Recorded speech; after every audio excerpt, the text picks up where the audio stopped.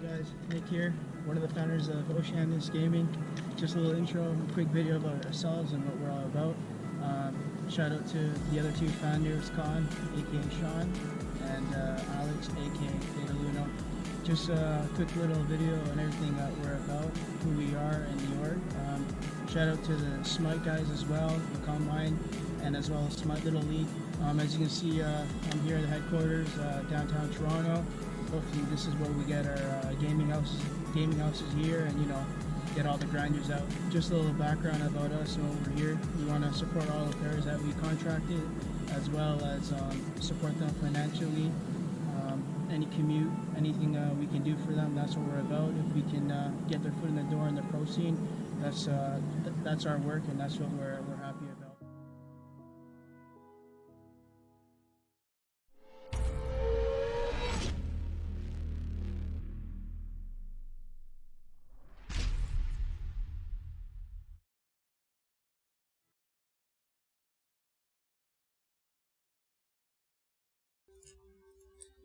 Alright, hello everyone. Welcome to day 2 of the first week of Smite Little League Season 3. Today we are going to be streaming 2 more sets for you guys. They're both going to be from NA Group B. Unfortunately, Spectator wasn't working during the EU matches, so we have no way of showing you guys those. It's really unfortunate. But today we're going to get 2 great matches. The first match is going to be the Night Owls versus We Have You Warded. And then the second match is, I believe it's Zodiac. Yes, Zodiac versus We Took That. So we'll be seeing both of those today. Let me get into here. I have my 2 casters with me. I'm going to go ahead and let them introduce themselves now. Go ahead, guys. Hi there, I am Squishy the Wood Frog. I'll be casting chair 2 or chair 1. I'm not sure what the difference is actually. And hey guys, I am Sweet Cold, back again, casting SLL. Today we have the Night Owls versus the We Have You Warded. Exciting picks and bans. I haven't seen them play even scrims, so what do you think top picks might be, in your opinion, looking at ranked and streams in general?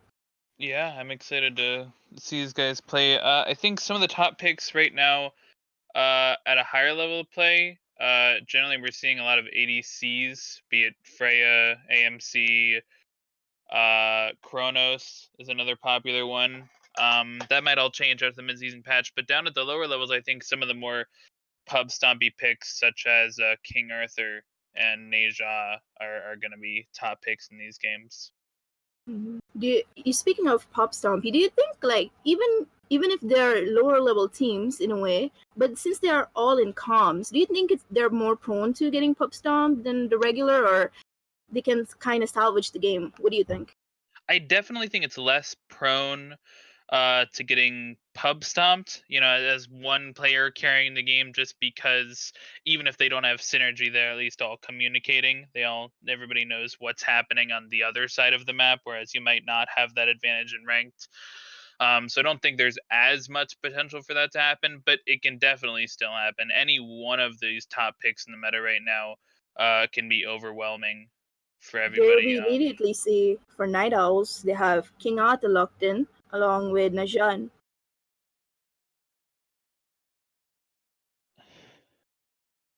It's okay. No worries. Technical difficulties. Can we still talk, or are you gonna input on the stream? Do you want us to just say it out loud, or do you want to restart? Yeah, no big deal. Yeah, don't worry about it. I had to enter the game. I can't leave. Yeah, that's really annoying. The Spectator just does that. No worries, though. Yeah, no worries. We're gonna get to the game in just a few minutes here, guys. Having a little technical difficulties with the pick. We want to bring you the premium quality stream. That's the key. Premium quality stream, #1 priority. Mm-hmm.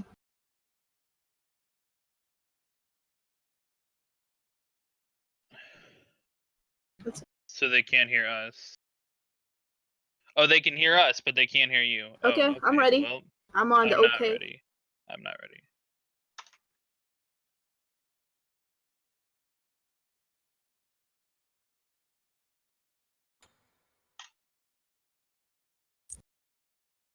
All right, so as we were saying here, a couple of the top picks, 380Cs in my mind. AMC also has a little bit of mid potential, as well as Kronos and Freya. But I think AMC is usually played in mid. Kronos and Freya are usually played in the duel. Another top pick is Merlin, which we see first banned here out of the Night Owls. Not really surprising. He can definitely, if you really focus him, he can be easy to shut down because he doesn't have a ton of mobility. But at the end of the day, he's a very strong pick. Yeah, with the right composition, Merlin can be devastating to face against if the Merlin player is definitely, if they're smart, positioning and everything. But Absolutely. as we discussed, now they'll be picking Arthur. First pick Arthur. Do you still think it's relevant? First pick Arthur now? I think especially at the lower levels, first pick Arthur can be devastating. Again, it's very similar to the Merlin aspect where if you focus Merlin, if you build a team comp around fighting the Merlin, you can really shut him down. That's similar with King Arthur. If you put a jungler and you really set that jungler to kind of camp the King Arthur and shut down his early game, he can become irrelevant. But if you're not going to do that, if he gets a level or 2 levels ahead, he has so much potential to rotate in those mid game fights and really make an impact. Yeah, he can build tank and do a lot of damage. I recently had a game against him. He played jungle. We were doing fine. This was ranked. But later in the game we kind of got doved, and full tank we can't even kill him. So still dangerous pick Arthur. Absolutely. Right now we see Naja and Bellona. I'm predicting this Naja to go to support. But what are your thoughts on Naja jungle? I think Naja jungle is definitely weaker than support, but I think both of them try and accomplish the same thing as we get to the mid and late game, and that's just find either the critical target that you want to pick and bring him up into the air to follow up with your mid, or find the target that's really terrorizing your team and bring him up into the air. For instance, if the King Arthur got way ahead, something that the Neja could do is bring the King Arthur up into the air and then let his team win the 4v4 on the ground, and then after the fact they could kill the King Arthur. Interesting perspective. Now they locked in Artio. I think they feared that they might pick Artio against the King Arthur and try to shut him down that way. It's a great point. Artio with the cripple can be really, really devastating into King Arthur. A late game in turn. In lane, King Arthur still tends to have a little bit of pressure, but 3 out of King Arthur's 8 abilities are stopped from that cripple. So. And their pick also going into Raijin, taking out Artio completely. It's an advantage for them. But later into the game, I feel like Naja can kind of pick Artio if she does not have Mage's Cloak, and she can be a vulnerable pick and make it to a 4v5 for it's possible. awarded. It's definitely possible. I think that as long as the Artio is positioning well and is building properly, it shouldn't really be an issue. Even if she doesn't have that Magi's Cloak, just a Neja ult damage shouldn't be able to kill her. And once she comes onto the ground, as long as she, pops her 2, gets the damage reduction on the cripple, I feel like she should be able to survive. And, granted, if Neja is using his ult on a target like Artio, then the carries should be able to free cast in the backline. Yes, indeed. Right now we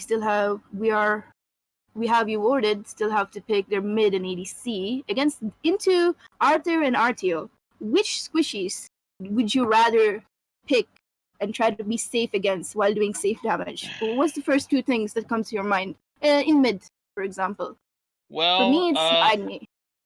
Agni is definitely a good pick. I think it depends on the route or which character you're more scared of. I think if you're more scared of King Arthur, you're going for somebody with an escape. Agni is a perfect example. Maybe something like Scylla has an escape as well. Scylla probably not going to get picked here, but just a mage with an escape. But if you're more worried about Artio, obviously Artio dives you, and she has the cripple just to start the fight there. So the better strategy there might be pick something like Zeus or another immobile mage who, instead of having mobility, just has a ton of damage. So instead of peeling himself or herself by running away, he like bunkers down, Zeus ults on top of himself, and potentially tries to turn the fight from that standpoint. Incoming the last few completed bans, we have Vulcan, Poseidon. Seems like much more of a target bans than your normal rank bans, which is, could be a respect ban, sign of. Absolutely, yeah. 4 mages banned from Night Owls. It's possible that these teams have scrimmed before, so they might have a little bit more information on what picks Each we're other's looking to picks. see. Right. And they have banned Jorm for solo lane or even for support. That was weird. Definitely a good flex pick. Yeah, really good ban so far. Even Humbats is not the most common-ish ban, but in a team environment setting, if you play in a team, you know how devastating Humbats ult can be. Absolutely. If you have a mid laner to follow up on it, especially. The only thing that worries me about picking a Hun Bats is that they don't have or the real they have it, but the real key when picking a Hun Bats is what I meant to say is that you have to have other characters with CC, because if you have just Hun Bats and that's your only major form of CC, then I think what you're really looking at is the enemy team is just going to flood themselves with Magi's Cloak, and you're just not going to be able to get off an effective Hun Bats ult, because nobody else is burning that Magi's Cloak. But Artio is really effective at burning that. Raijin can be decently effective at taking advantage of a lack of Magi's Cloak with his ultimate, so I think Hun Bats could be a good pick here. That's why they're looking. Coming in, or we have awarded, they got a push for their mid laner. I get into their team. I really love Apache. Apache was a really high priority pick last season Worlds, and they literally won off of Apache. Do you just still think Apache has that magic that that carried in Worlds in SPL, like the finals? I don't think so. We see it from a couple picks these days in SPL, but I'm not a big fan of it personally. It doesn't have the mobility that a lot of the mages these days have, and more importantly to me, it doesn't have the immediate follow-up damage off of something like a Neja ult. The ult is more damage over time. There's possibility to stack the corpses up, but then you don't get the 1 damage on the person landing. It's not as good follow-up as something like Scylla 2 or Ra ult. Yeah, the immediate burst potential straight up comes from the Naja ulting and Apache underneath setting up for the corpse explosion. Right. And with setup, it can obviously work, right? It does have a lot of potential, but I'm worried about, we're going to get to the mid-game team fights, and I'm worried about how the Arthur might be able to just stick to this Apache. Yeah, I agree. This Apache is going to have a hard time. And so far, I like the pick of Naja and support. But the thing is, right, with Naja support, there's so much you can do to peel your carry. In this instance, against Artio and King Arthur. So compared to a traditional support, this is what's concerning me. Will they be able to save their carries and also do damage at the same time? Will they? Right, yeah, I'm not sure. I think it depends on how aggressive the Najals are going to play, whether he's playing in their backline or he gets more focused on peel. Interesting Apollo pick here. He hasn't really been seen in the meta very recently, but I think he's an amazing split pusher, obviously because of his global ultimate, which I think at this level could be sort of a sleeper way to play the game, because a lot of teams are not 100% sure how to deal with that type of thing. Yeah, I guess we get right now. We'll go right into the game and see how these teams match up against each other.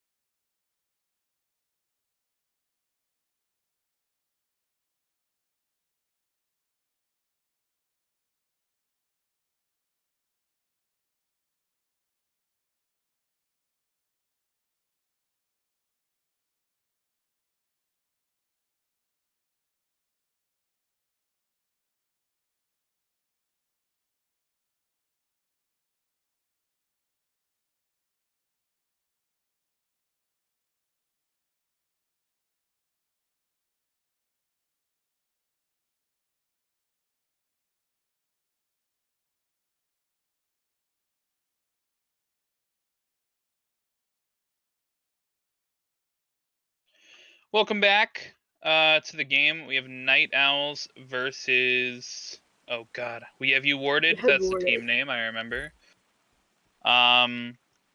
Pretty typical stuff here. As we predicted, Naja is going to be going into the support role. Doesn't look like anything's super out of the ordinary here, so we'll see. I don't know about the Apache build though. What do you think? He's starting off as tier 1 Chronos Pendant, and I don't know if I agree with that. I like Yeah, no, I sort of agree. I think you can... I don't think that's the play. I think you could go Pen, but on Upwash, I think with how terrible his early game is, you might be just trying to play for the late game, and I think the play might just be to go tier 2 book. But that's just my opinion. Not 100% sure. But if he's more comfortable with it, that might be the most important thing. Arachne looks to be setting up webs here at blue. That's... So I don't know about this because usually when you fight, when you have the support and solo laner in the solo lane, usually you want that blue experience just for yourselves. Right, instead it looks like they're going to be triple splitting the blue, which I'm not a big fan of. Yeah, I don't know if they will hit 2 off of this, and that might be a big risk factor when it comes to maybe even first blood being up. Oh, they don't even go for blue XP. They just let Arachne solo it. So it looks like they might be trying to... Would they get the first blood here? Looks like so. Arachne gets first blood. The typical Arachne strat. You have to see it coming. Like, it's the most common Arachne. That is a really good play by them, though. So Arachne gets the speed and I think lets her solo the blue. Her spiders let her solo the blue, and that allows her to hit level 2 and be able to blink in and do a little bit of extra damage on the Raijin there. So great first blood. 500 gold. Your way of Arachne. You hate to see it. Early game character.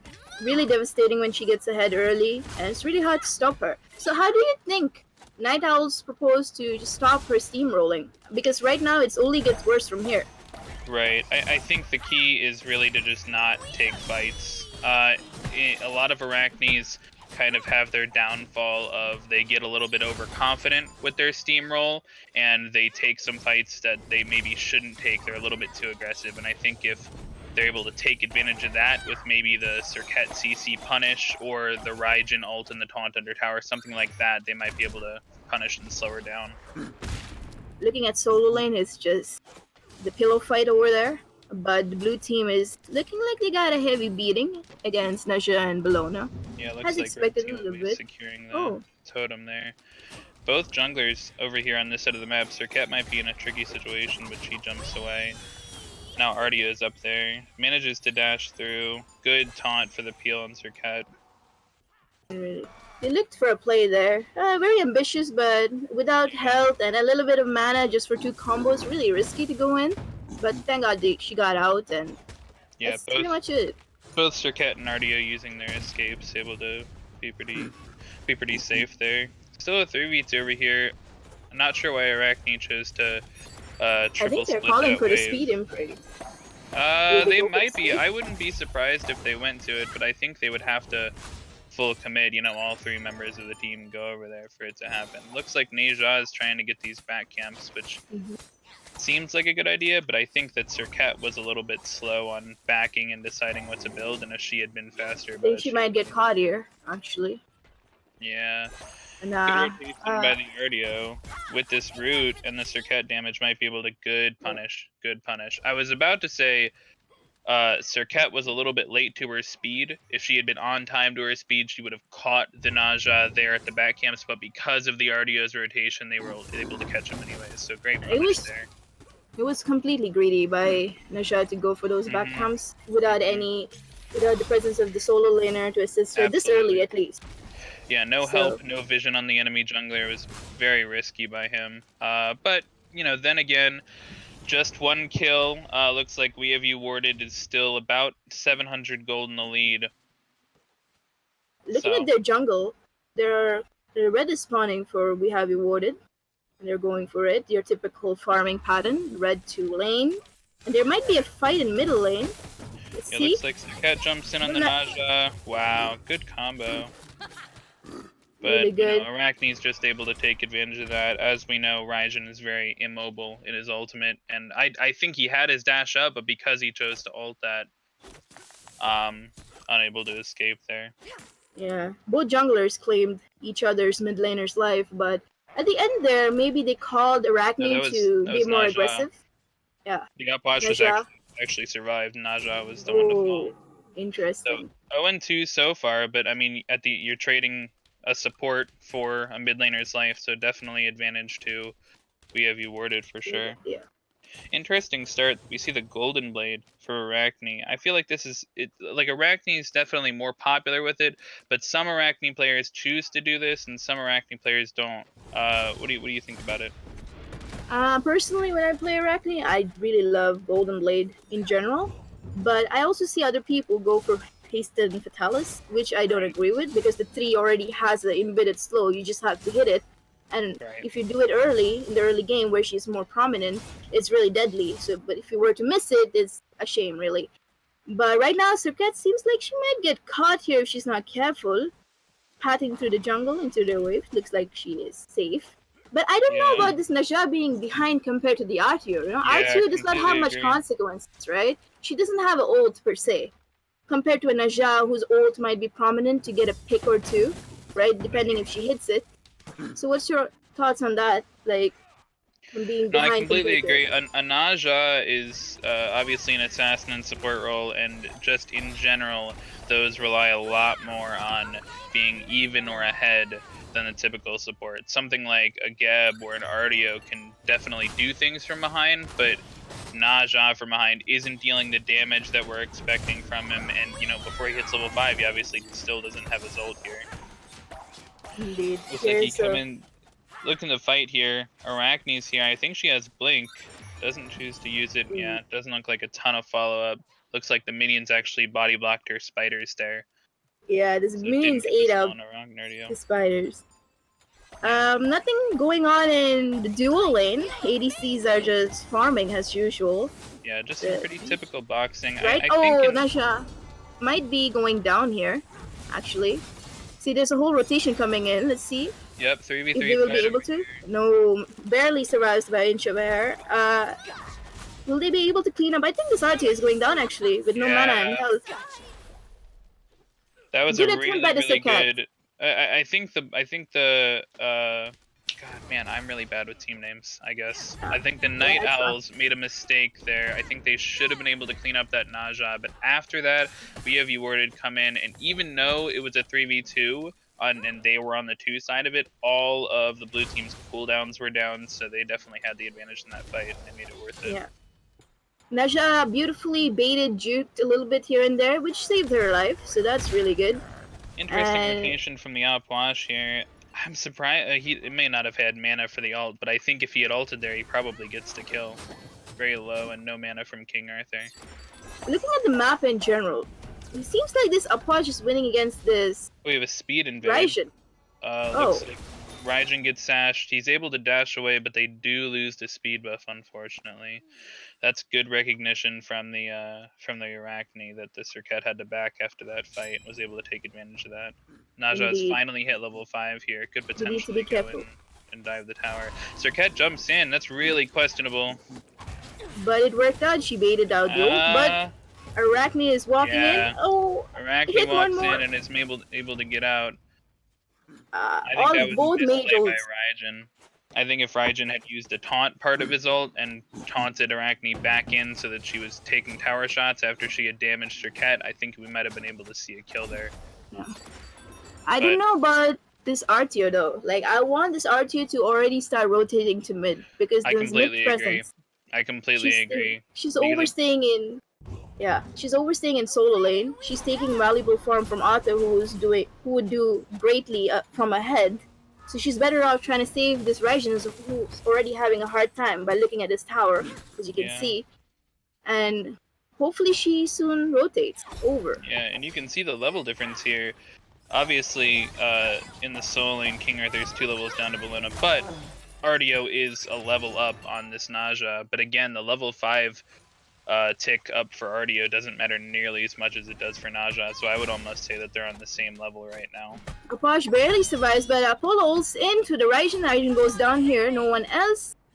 No comms. This is what happens. In a way, I feel like the main thing about these SLL games is to learn. Right. So the main thing that I'm seeing in this game is that they're not in the same page, if that makes sense. They're not talking. So since I have played in a team environment knowing this, if you're even in lane, if the opponent goes into the left jungle, you say it, you ping that direction, you be like, guys, you know, for example, Raijin went to the left side of the jungle this way. You need to let your team know about these small things because in your mind, you keep a small mini map so you have an idea of where the enemy is compared to your team. So based on that information, you can look to make a play or back off or looking for an invade depending on the timer trackings they have already. So right now in this game, we have awarded. Doesn't look both teams in a way. They're not like really at the right place in a way. They're not talking to each other. Feels like comms definitely seem a little bit shaky, and that's to be expected. These guys have only had a week or two of practice in. So they're obviously not going to be at a super high level yet, but I completely agree. I mean, right there, Raijin dies because he goes in a little bit by himself, and then Apollo uses Global. Looks like we have a fight here on the right side. Raijin jumps in, and he ults. He should be using the taunt right here to get Bologna back into the fight. Nice. Luckily, Serket's able to grab him with the ultimate. They're able to fill that out. It's good that they have a fight here, but it's unfortunate that it happens on the right side of the map because now it looks like we have Warded are going to take advantage of this play and get the gold Fury here. Really good advantage taken by them. Squishy, I think we have Night Owls did a mistake. They got 2 picks, right? That was really good. Right. But the whole team was there. They could have got that tower with the full wave. But why didn't they commit? They could have got 2 kills, a tower, only gold Fury would have lost. They kind of did a misplay in my eyes there. They could have gone for the tower. I think it would have been a good idea to stay and get the tier 1 tower. But I think the same result still happens. They still remain 4K gold up. We have Warded still remain 4K gold up because of how much gold that gold Fury gives. So Circuit realizes that Arachne and who else? The solo laner did the Pyromancer, which is the trait of Arachne. You can't leave her alone in the jungle. Playing against Arachne, she is really quoted in getting objectives alone by herself. And it was a bit of a late realization. Only Circuit realized and called it for her team, but it was obviously too late. And they had to pay the price for it by dying. And yeah, a little bit too aggressive in the jungle. Looks like they went up around the fire giant instead of down towards the bottom of it, which resulted in King Arthur dying. He stayed alive a lot longer than I thought he would, though. So caused him to expend a couple more resources than they maybe wanted to. Glad shield, right? Oof. Right. That item, dude. Now imagine with the new items. I don't know if you saw the new patches. Mages being able to use their dashes twice. Assassins being able to have wall hacks. It's gonna be insane, dude. Like it's gonna change the game. Some of the new items are definitely overtuned, in my personal opinion. But we'll have to see how they impact the game. Looks like Arachne's going in on Artio here, pushed up a little bit past. Yeah, I'm just not sure about that positioning. It does allow Serket and Arthur to go in on the Bologna, but a level 10 Bologna here is just not going to be as susceptible to a gank like that. And the Fed Arachne is just going to shred a lower level support, right? Because she doesn't even have... She has tier 2 Thebes, which is only health at this point. So the Arachne makes a good play by going in there, but Artio is just poorly positioned. Yeah. Artio's positioning just cost them. Okay, Beads expelled by a Potion middle lane. Right. And nothing else go off of it. But I expected him to panic out like he did last time, but surprisingly, he had the patience to hold it. That was really good. Good by him. Not a lot of kill potential on a Serket making a play like that. Serket's one of the most mobile gods in the game, so just being able to jump away, definitely an advantage there. Raijin gets a little bit of poke off onto Arachne, and again, Artio is positioned very, very aggressively here, just not on the same page as her team, and she gives up another death. Artio going down in mid, but Night Owls were able to pick up a kill on the ADC, and now, Absolutely. and shut down for the Atio. They managed to pull that off. Well, that was Interesting. shut down for the Bologna, and it was on the. Wait, hold on. The shutdown was on Arachne. Arachne, yeah. Right. So, good play by the Serket to go over in the left lane, and get a kill there while there was getting killed in mid. You end up trading that out, and then the Arachne overstays a little bit and just allows the Raijin to get more damage off, and she ults a little bit late, and the take damage from Raijin's 2 is able to shut down the Arachne, which is it's a really good thing and a long way going towards shutting down her early lead. And in fact, the fight after the fact in this upwards jungle right here towards their speed buff has allowed Serket to catch up. She was 2 levels down previously, but after Arachne got shut down and Serket was able to get that kill in the dual lane and the 2 kills over here by the XP camp, now she's caught up. Yeah. Right there we saw Bologna being ahead, got a little cocky, trying to shut the Jingwei down because she was low. But at the end, she got comboed to death, also throwing away a little bit of her lead. Now Arthur also, who was previously 2 levels down, only a level down, can catch up super easily with these fights. I think we have rewarded. Should look for a major objective like the Fire Giant right now. I know they're ahead, but doing these plays, it can only last so long. Eventually, the enemy is going to catch up and they're going to overthrow you. Well, I don't know about that. I think that a 15-minute Fire Giant is a little bit overzealous. But that being said, I do agree to an extent. But I think once we get to the late game, I think you're really trying to look at the team comps here. Their late game carry, in my eyes, is definitely going to have to be this Opwash. And he just gets better as the late game. The later the game goes, the more damage the Opwash is doing. Looks like we have a solo kill over here in the duo lane. The AK. Apollo's able to take out the Jingmei after taking that tier 1 tower, and now after that pick, and who's soloing or zoning in the mid lane? Bologna will be going down. Bologna will be going down, but zoning 3 players in the mid lane allows them to pick up a valuable Oni Fury. So that's definitely a good play. This is where they could make the risky play of going to the Fire Giant. If they allow these Oni waves to push up and, Night Owls into these towers. Yeah. Exactly. Night Owls will be forced to back and defend those Oni waves at the risk of losing tier 2 towers. That's when they might be able to make a play on the big objective. They do get the Pyromancer for free there. It looks like Night Owls doesn't have anything warded up there. A little bit of an issue because that's the same thing they did earlier, right? They went and got the Gold Fury, and then immediately after they went to the Pyromancer. So now looking into the builds, they're looking to put pressure into solo lane here, and they're grouping around solo lane looking for a play. 4 people over here. Surprisingly, the solo laner is the only one not over here in the solo lane. Arachne has no mana, so I don't know how this fight will go. She has enough. Naja hits a blind ult on You Can Dance. Opwash follows up with his ult, but again, Serket's mobility, she's just able to jump out, and they don't really get anything from that.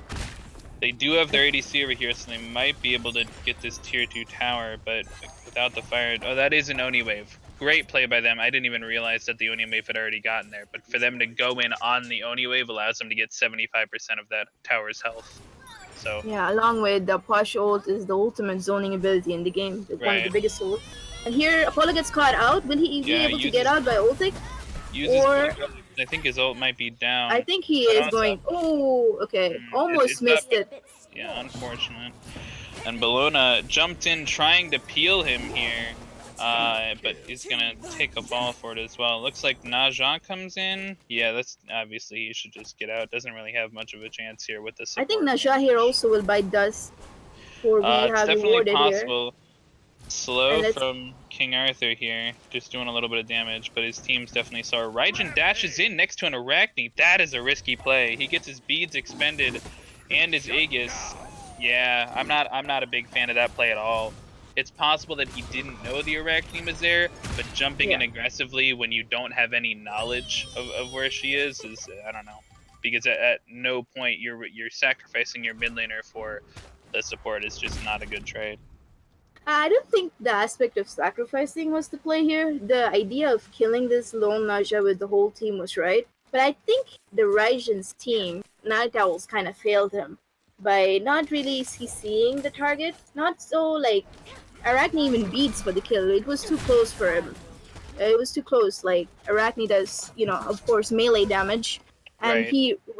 he jumped right into her. And there's so much he can do even after spending beads and Aegises. But still, like the team could have maybe CC'd in a proper order, Sure. order to peel out Yeah, the it's Ryzen. But possible that still, they it was a used sticky situation, regardless. right. Possible that they used all their CC at once while her beads was active, and that's why they weren't able to shut her down. Yeah. That's one of the beauties of Arachne, though, is that she can dive, and then she just has this free ultimate, right, just to get out of any situation. Looks like the Apollo is currently ulting through the air. Into the Do the King Arthur, it looks like, but the King Bellona Arthur. has decided to abandon that fight, so maybe a little bit of miscommunication. Or maybe Apollo just wanted the blue buff. Who knows? Could be. Yeah. He did indeed get the blue buff. If not, he at least landed there. And we have a Everyone- 3-player grouping up on the left here. They might try and push for this tier 2 tower, but there's no minions, so I'm not sure what this positioning is for. It looks like they have a hard time sieging into these objectives. These tier 2s are literally Right. beating They're there. trying to siege tier 2s, but they don't necessarily have the items for it, and they don't have Fire Giant yet. So it might be possible that it might be. Looks like they're just going for a fight here, actually. Naja misses the ult at max range, gets Jingwei's beads, though. But because Naja is exerting that pressure, they are able to get the tier 2 tower for free. They actually shredded that really, really fast with this Fed Arachne.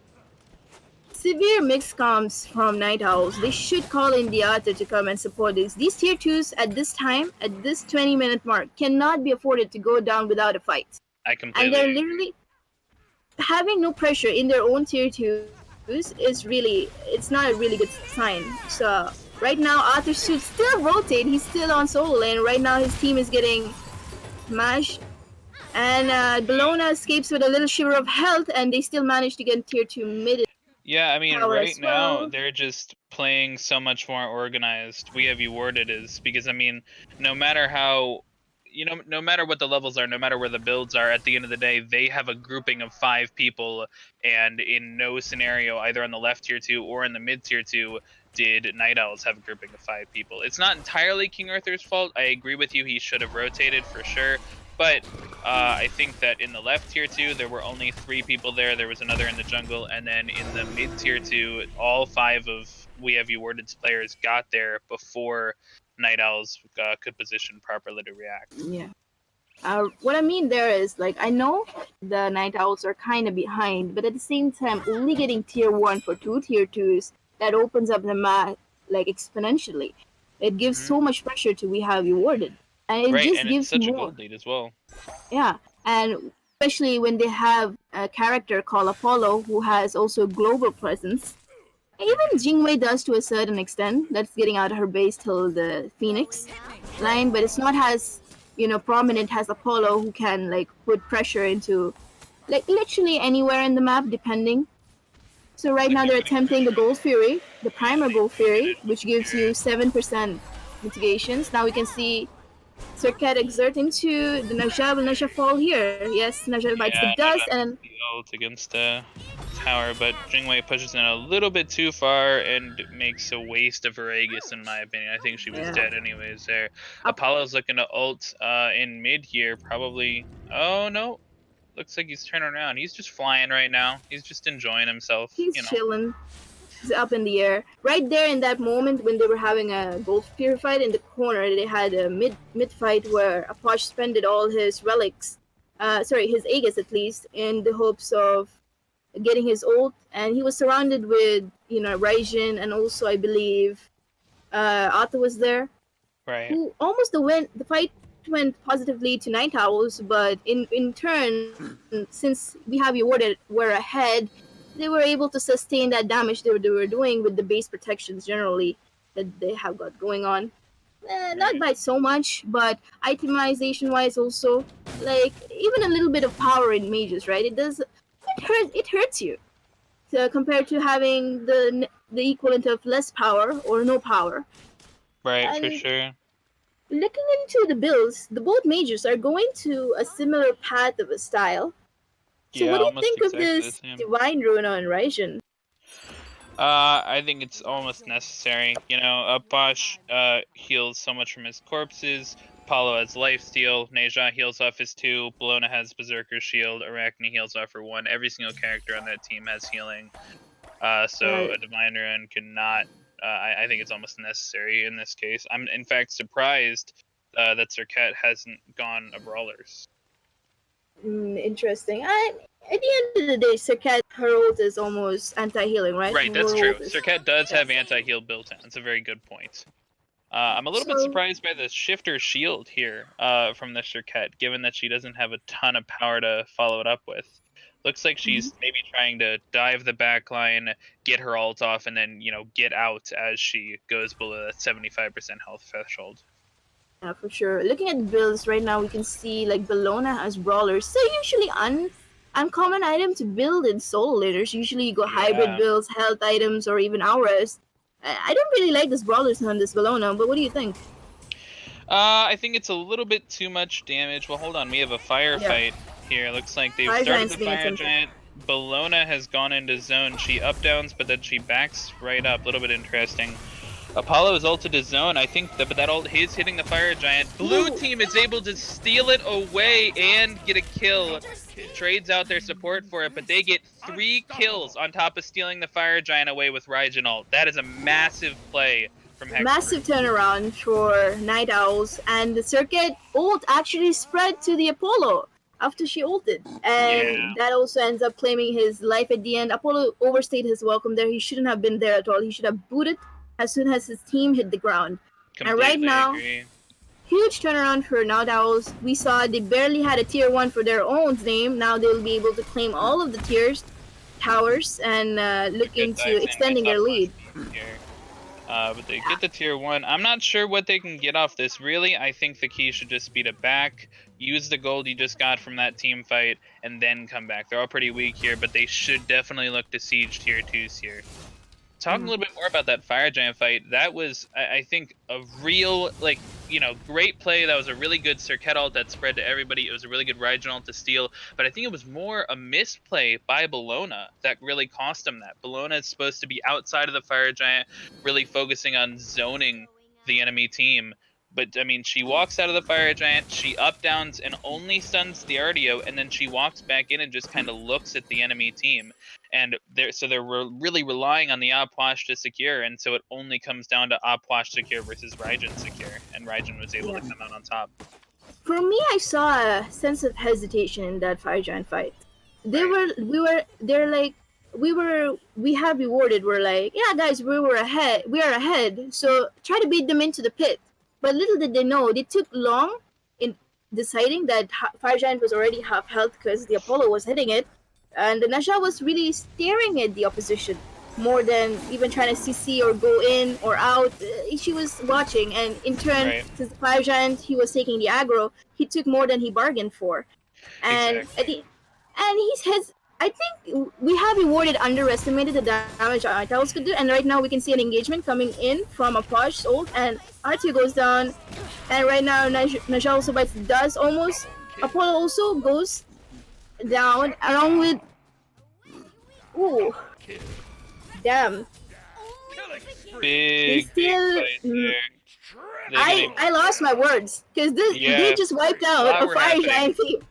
Right, a lot was happening. I think it all stems from RDO taking a little bit of a aggressive pathing. Everybody chooses to come down around the left side and the inside side of the purple buff, and RDO chooses to dash through the upper side closer to the tier 2 tower, and she gets committed on. They use the Upwash ult, they use everything, and then while they're committing on the RDO, her team goes in to save her. The Serket and the Soliner, the King Arthur, go in to save her.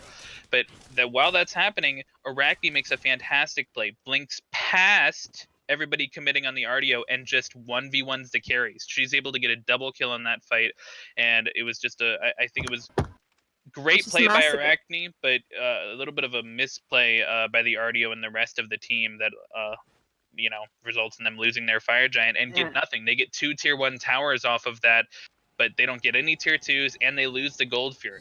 Just not good. Yeah, they lost the Oni Fury, I think. Oni Fury, their wave, a Was whole it an fire Oni giant Fury? team down. I think Okay. so. Yeah, I think so. I'm not a. No, it wasn't Oh, Oni Fury. You can see the it Oni wasn't. waves in the left lane. Looks Yeah. like they do secure the Pyromancer here, though. It looks like so. And that fight, when it could, like, there's so many ways that fight could have been right, and it went wrong Yeah. for Night Owls. Yeah, Like, we didn't. I think it really was the Arachne because we didn't see the Raijin ult that fight. He wasn't able to just because of how quickly Arachne killed him. We saw the Jingwei ult, and that ended up getting a kill. But I'm like, in that small corridor, a Raijin ult could have changed the fight for the better, and he didn't even get a chance to use it. yeah. So in that corner, that crevice, there's so many moments, even in ranked or your games, you see fights go wrong all the time over that corner. There's so much leverage point over that, depending on the team who has wards or overall general vision, and also the strengths and weaknesses for each god, right? So playing into the strengths, we have rewarded had the Apache ult, which is comparatively bigger than the Raijin, and completely like Arachne going into Raijin and stopping him completely to even ult. That was a huge advantage for we have rewarded to win that fight overall.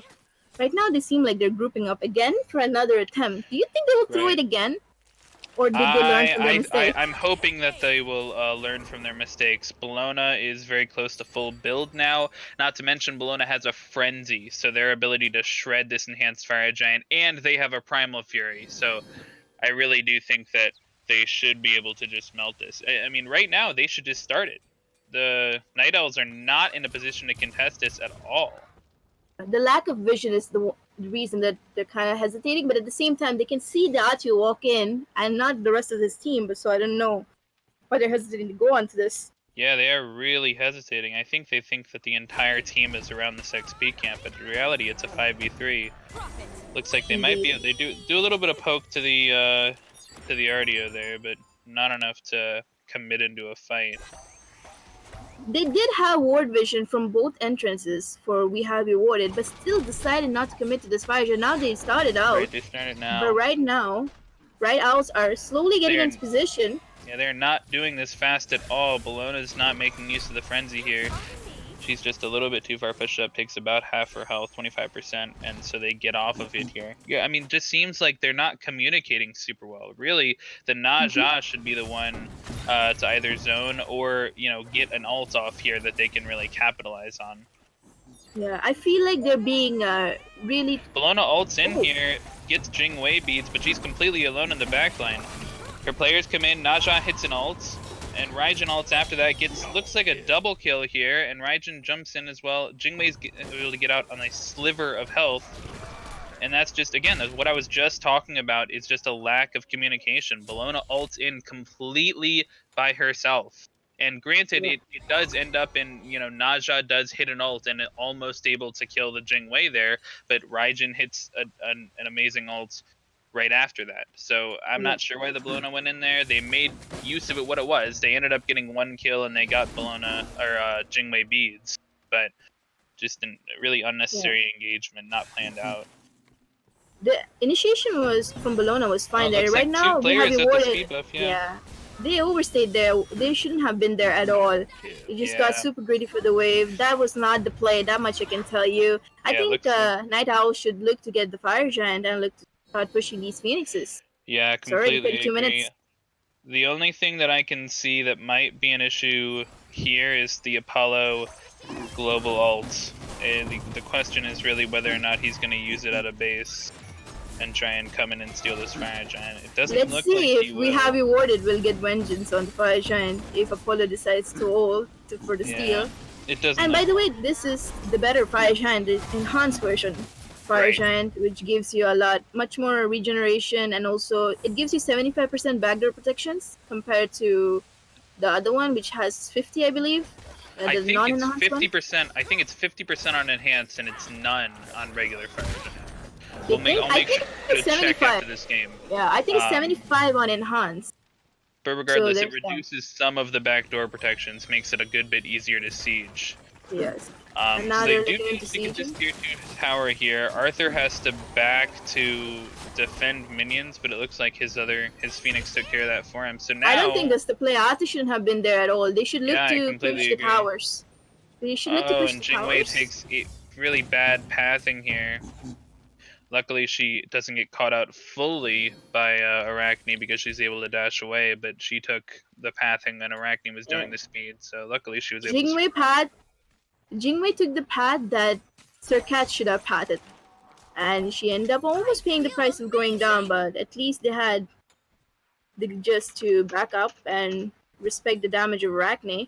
Right now, they should group up all 5. This Arthur is still split pushing. There is no one solid 5v fight I have yet to see aside from the Fire Giant fight in the jungle. Yeah, like, they should just group up. They should just group up and look to take these towers. They're close to grouping now, but Circuit's in the speed buff and Opwash looks like he's backing. But yeah, they have the enhanced Fire Giant right now. They're just letting the timer run.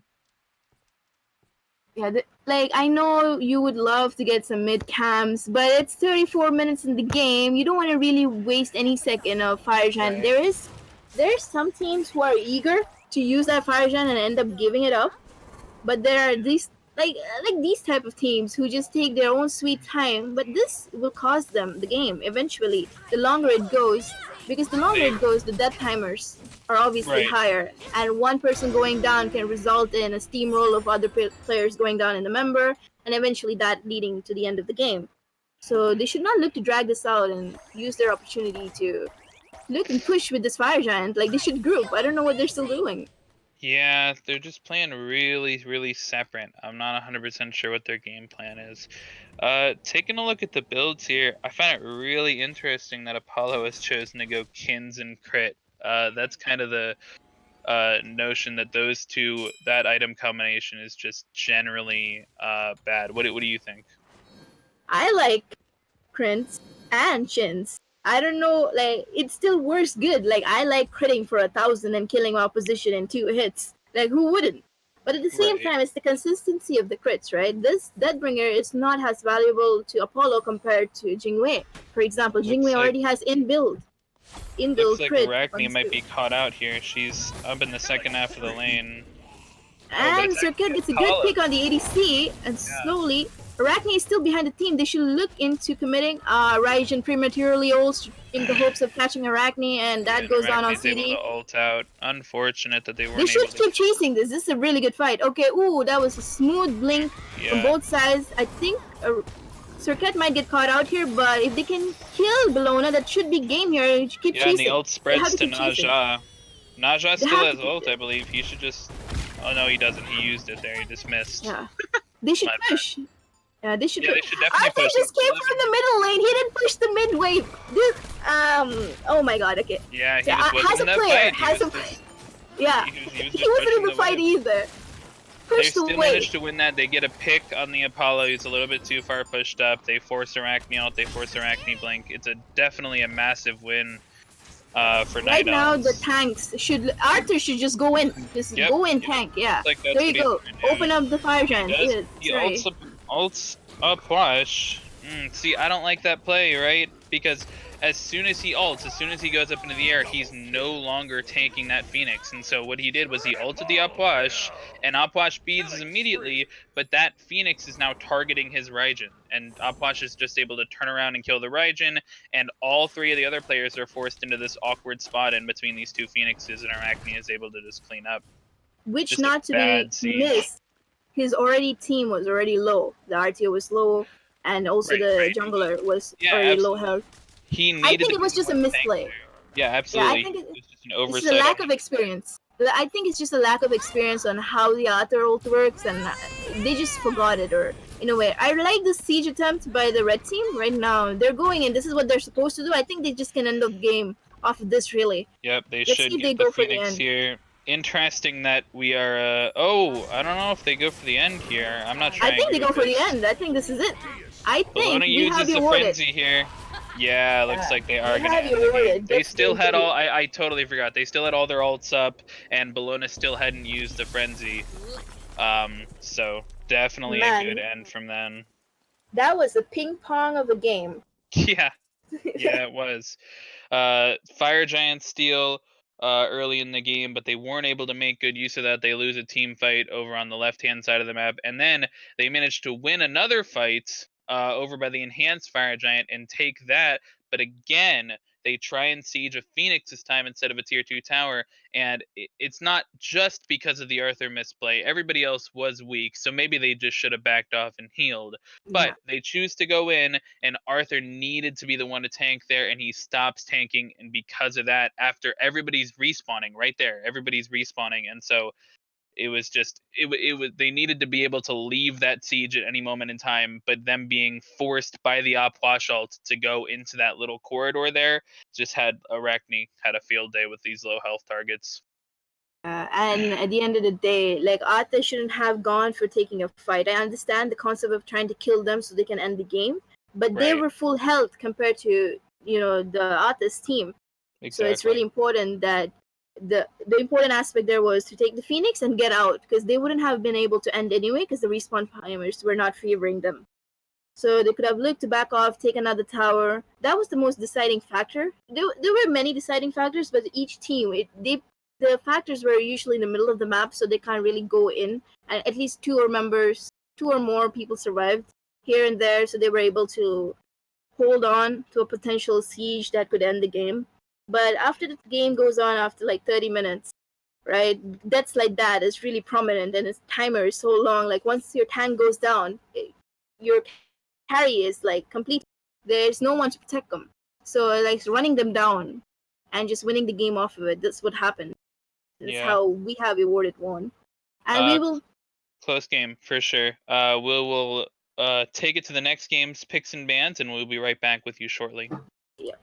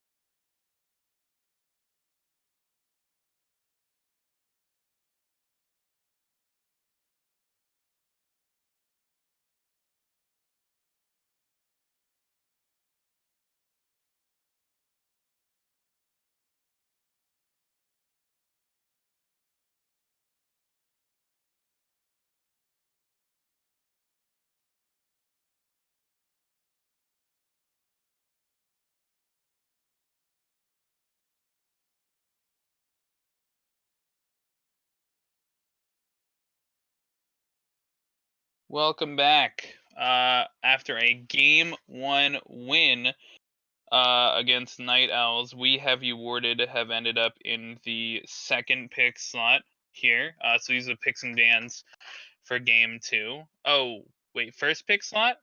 Yeah. My bad. My First pick. mistake. First pick slot. So it looks like Night Owls have chosen to go second pick. They may have a strategy here in mind. AMC first ban, which is the same first ban we saw to them last game, so may not just may not like to play against that particular pick. And same ban from Night Owls as well. After that fiesta of a game, that I would say was they have banned similar bans like last time. Do you think that Night Owls is looking to pick up Arachne for themselves this time because she was kind of prominent in the early game? Do you think they're threatened by that? I think at this level, something that they should be looking to do, as opposed to taking what the other team does, I think comfort picks are at a premium. So if the jungler on Night Owls can play Arachne well, it might be something they're looking to steal. But I really don't want them to force themselves into an Arachne pick just because it did well last game, because I really don't think that was the win factor. Yeah, I agree. I didn't know, like the Naja for Not we a big have fan. awarded. Not a big fan. Not a lot of stashes. It's a hit and a miss, about 50%, I would say so. And the ult also. Really hesitant to use it, but it kind of gave them the victory towards the end. So looks like they do choose to take the Arachne away here. From Cody, I believe, was the jungler. And my guess is that they're not. Sorry, we have awarded might go for the Humbats because last game they had him banned, if you remember, in second stage. So they might look to grab that Humbats real quick into their side. Yeah, it's possible. They definitely do seem to value it since they banned it last time, and I think the Arachne can be really susceptible to heavy CC, like a Hunbat's ult, just because she has to not be being CC'd currently in order to ult out of that.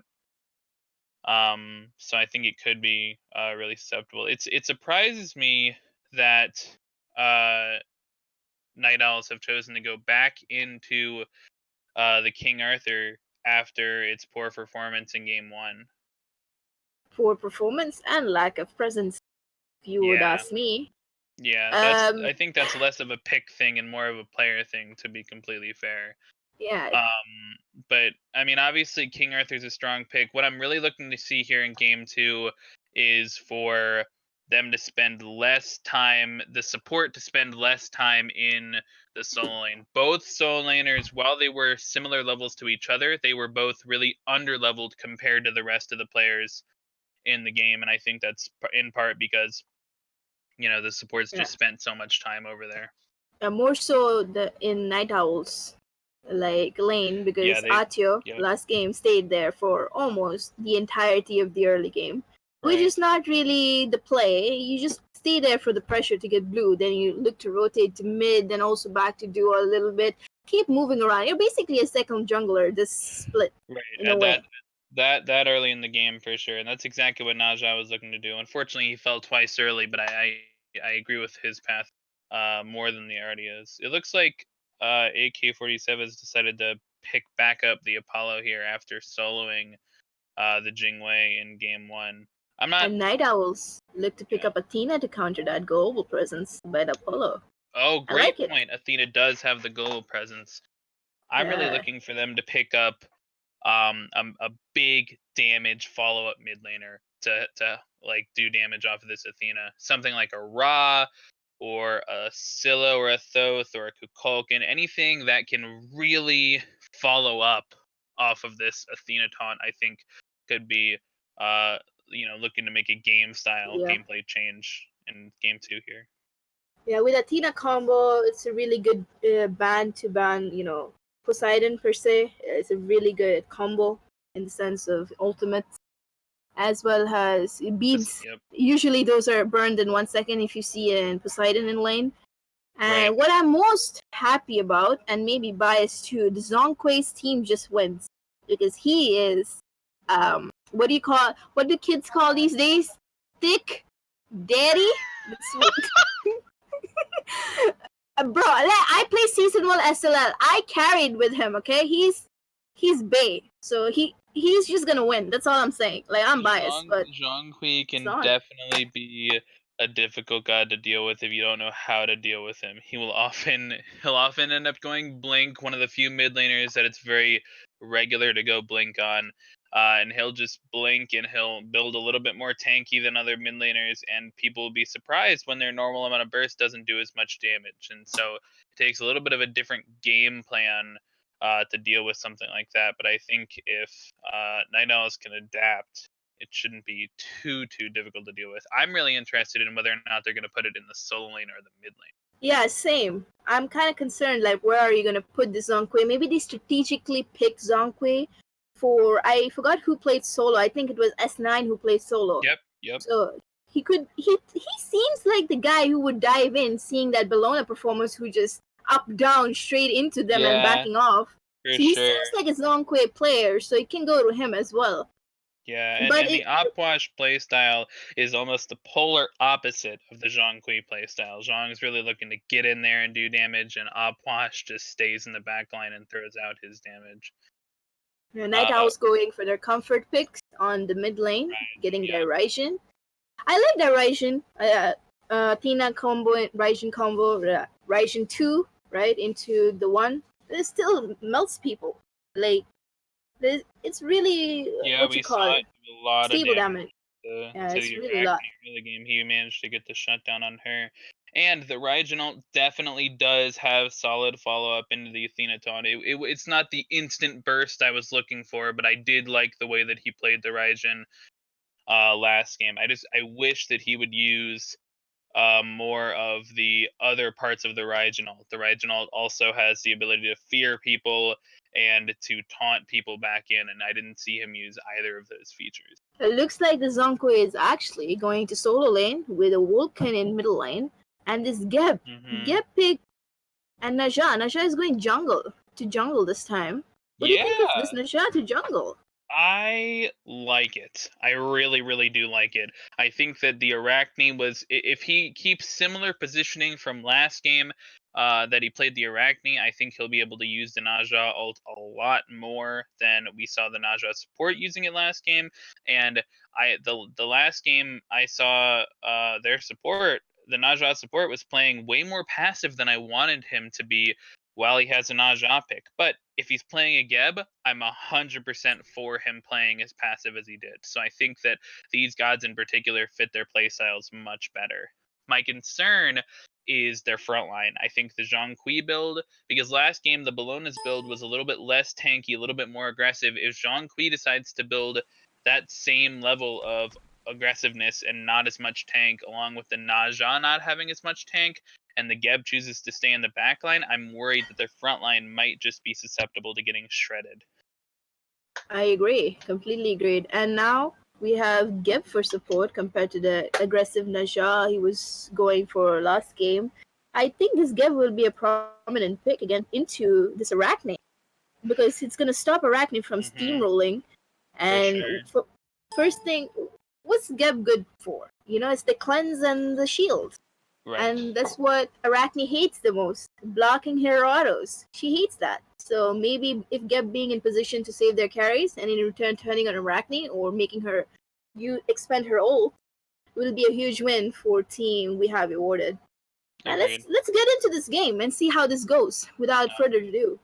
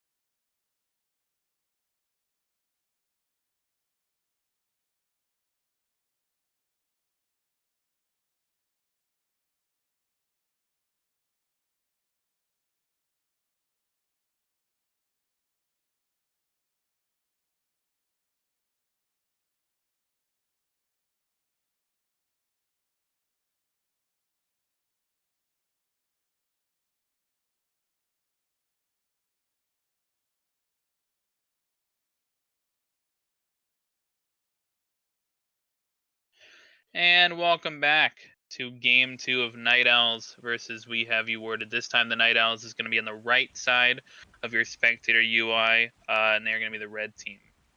As you can we see up have you the top, warded. right, 1-0 towards We Have You Warded. We have you warded switched around their support from last game. Last time they had Nasha, and right now they picked Gibbs for support. And Right. looking at the builds in general, do you see something odd? Mage is missing on Uller? Yeah, I think it definitely can work, but I think it's kind of a play style. There are Ullers who really chose to go more pen focused builds as opposed to attack speed focused builds, and I think that might be what he's looking for here. Now, granted, I think his clear will be just a little bit better because of this. His one will straight up do more damage to the wave.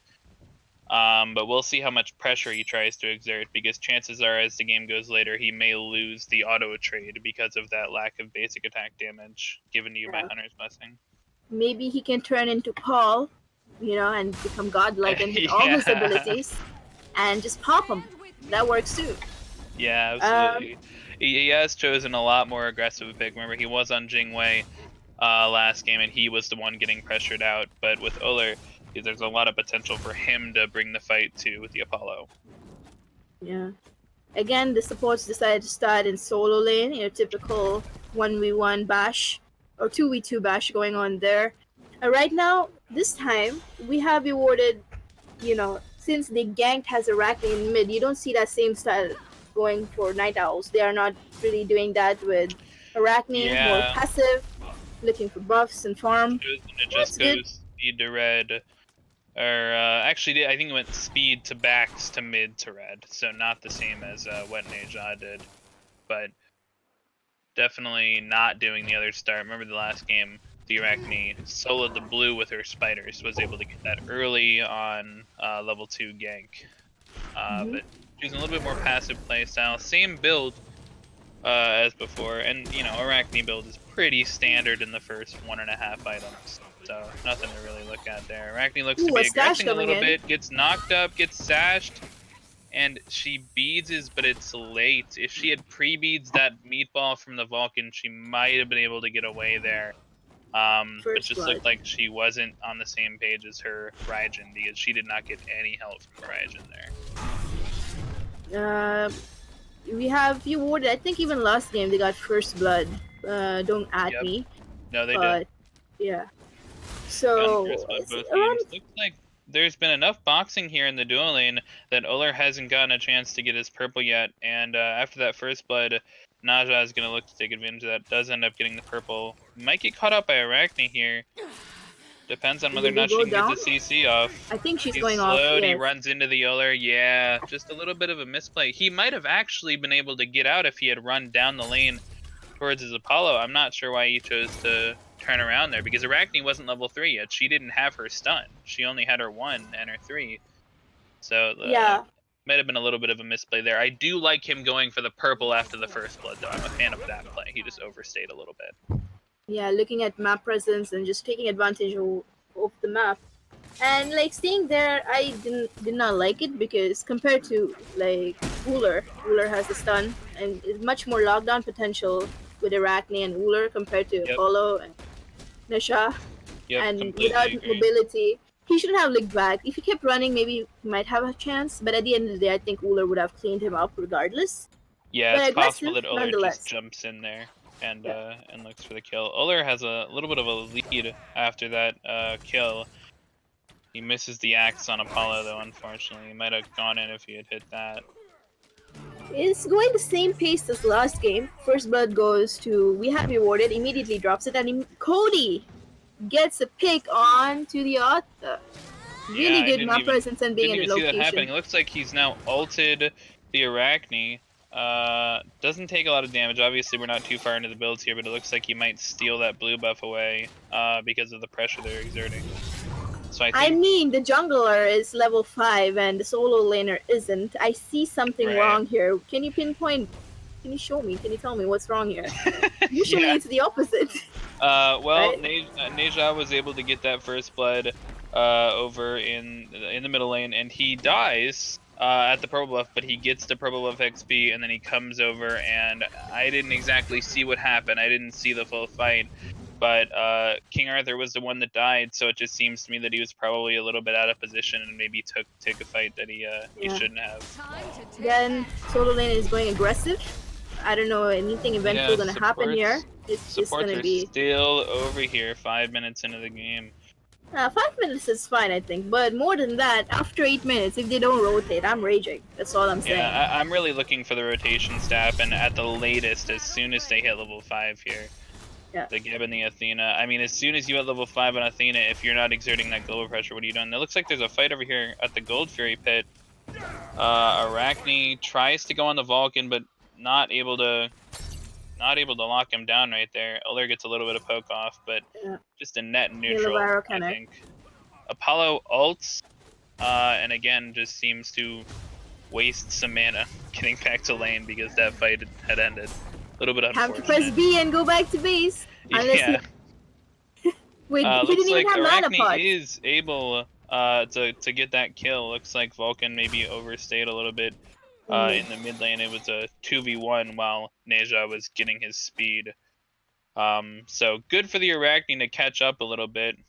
But Naja and his team still good 800 gold ahead. Looks like he's gonna try and steal the blue right now, but I think he hits the Uller's ground. here, Too just jumps aggressive. in. Great rotation by the Uller. I don't hate the look right there. I think he knew Arachne was weak and had to go back and get her speed, and so he knew that he would only be fighting the Raijin there, which I think he might have been able to get off a cheeky steal, but a really good rotation from the Uller to just, really solidify that punish. Yeah, in this type of environment, rotations like this is what makes the player better. So we need to encourage them. Like, you need to have comms and communications. That's the whole thing VC is for, right? Voice communication. And when your team is you can hear your team being desperate or kind of calling everything out. You need to take the hint and try to be the light there and try to save the day. So that's what Uller came and tried to clean up. Well, with that said, I don't know, like, Arachne without blink and still gets the kill on Vulcan. I don't know how I feel about that. Oh, I guess Apollo getting soloed, and he does. Dude, Apollo gets soloed, so he is able to revenge solo kill. He got soloed last game, and that's what I was talking about. The Uller's obviously a lot more aggressive of a pick, and so he's able to make that come to fruition. You know what, Squishy? If only Apollo had mana. That's all I'm saying. Yeah, he did. Weirdly, I wonder where that mana went. It's almost like he ulted back to lane and used all of his something mana. like that, right? Something like that. Such a shame. Something like that. Looks like a collapse gonna happen in the middle lane. Yeah, Vulcan gets slowed. He's able to ult on himself, which backs everybody up. Geb ults, but they might both be able to get out. I'm looking for Raijin to taunt him back in here, and he's just not Apollo using ults that back into portion the of back ult. line. Yeah, Apollo ults in. Just needs a couple more autos on Dark Dakuno, but it looks like Arachne ults out. Oh, what could peel by the Geb? That was so Epic interesting. peel. Arachne was getting... Ooh, the ring toss connects him to two people there. They were already below half health threshold, and the ring toss just devastating at this stage of the game. Really good rotation and really good pathing by Cody to realize where the enemy was positioned and go around it and catch them off guard. Yeah, it Really looks good like he might have been in their jungle trying to steal farm and just ended up in a really valuable position there, able to clean up some of the weak targets. But what was really interesting to me there was that, Uller jumps in, axes to Geb, hits the combo. Yeah, I mean, Uller is just 4 levels ahead of a level 5 Geb there, so that's a pretty easy cleanup. A little bit of a bad pathing by the Geb. And Geb should have just backed ASAP. For sure, after that fight, he was pretty weak, didn't have his ult up, should have definitely just left. But the highlight of that play was the Geb save. Save this Apollo. Yeah. He just be like, nope. For just sure. saved him. The Arachne, the interesting thing was, I think that the Arachne dove a little bit too hard, right? And she was on the Vulcan and the Geb in the backline, but she was 1v2ing at that point because of the Apollo was fighting the other two. And so she was forced to ult out, and then it almost looked like she was ulting so that she could ult in on the Apollo then, and it just worked out perfectly. But the Geb, who was, I believe, rolling out to chase, it looks like Arachne got a little bit of damage off on the Naja, but it's ultimately a 3v1. So can't really take that fight. But the Geb was rolling out to chase the Arachne to try and get the kill, and he ends up getting the massive peel on his dual lane, and they come out 2 kills to none there because of the cleanup from Naja. Yeah, that was really interesting to me, at least. Mostly because of the patience of Arachne. Right now, the ult being expended in solo lane by Zhonghui into Arthur, nothing is looking too damaging by Naja that. in mid around. Go on. Athena dashes in, hits the taunt, gets Vulcan beads, but Naja responds with an ult of his own, and they're able to kill the Arachne. Interestingly enough, the Vulcan ult was a little bit too early there, I think. But he was still able to get it with the backfire.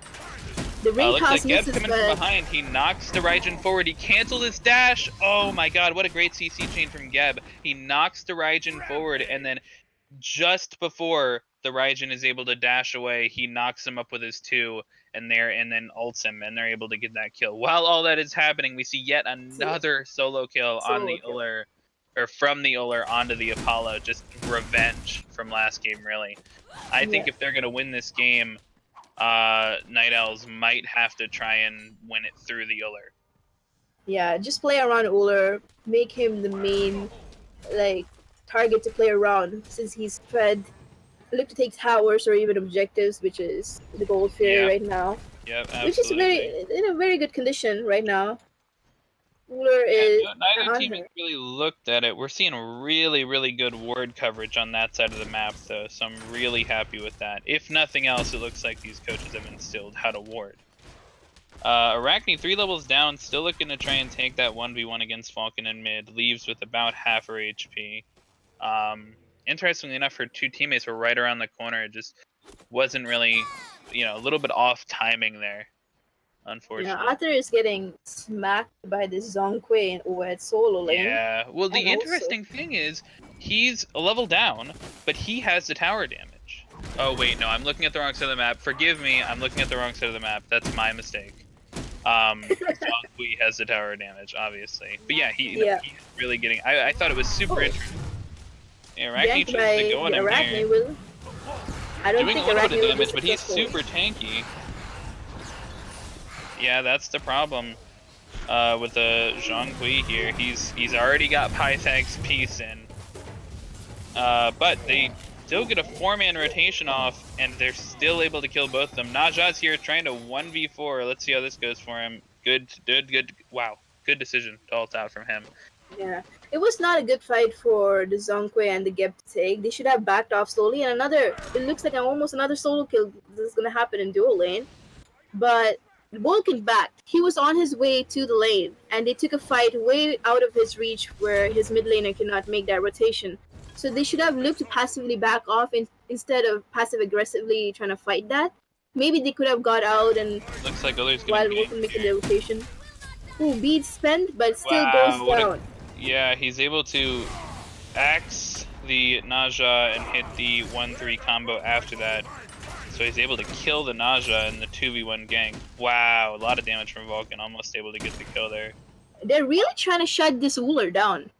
Yeah, and well, they're failing at it. That's the first time that they've done anything, right? That's really the first time that they've ganked him.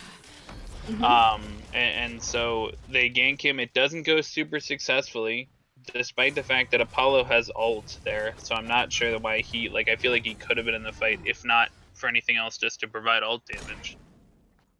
Yeah. But yeah, they right come now, around. invade happening. Yeah, invade happening by the Arachne. Vulcan does 25% of her HP. Athena using the global pressure is gonna ult in here. Does a lot of damage. Vulcan pre-beads is the taunt. And Geb gets the ult off on the Arachne. She gets punished, and we have a 4v2 here. I wonder if they're going to be able to get off the chase. You know what, though? You know what? Arachne steals the red buff, and that's really all that matters. Right?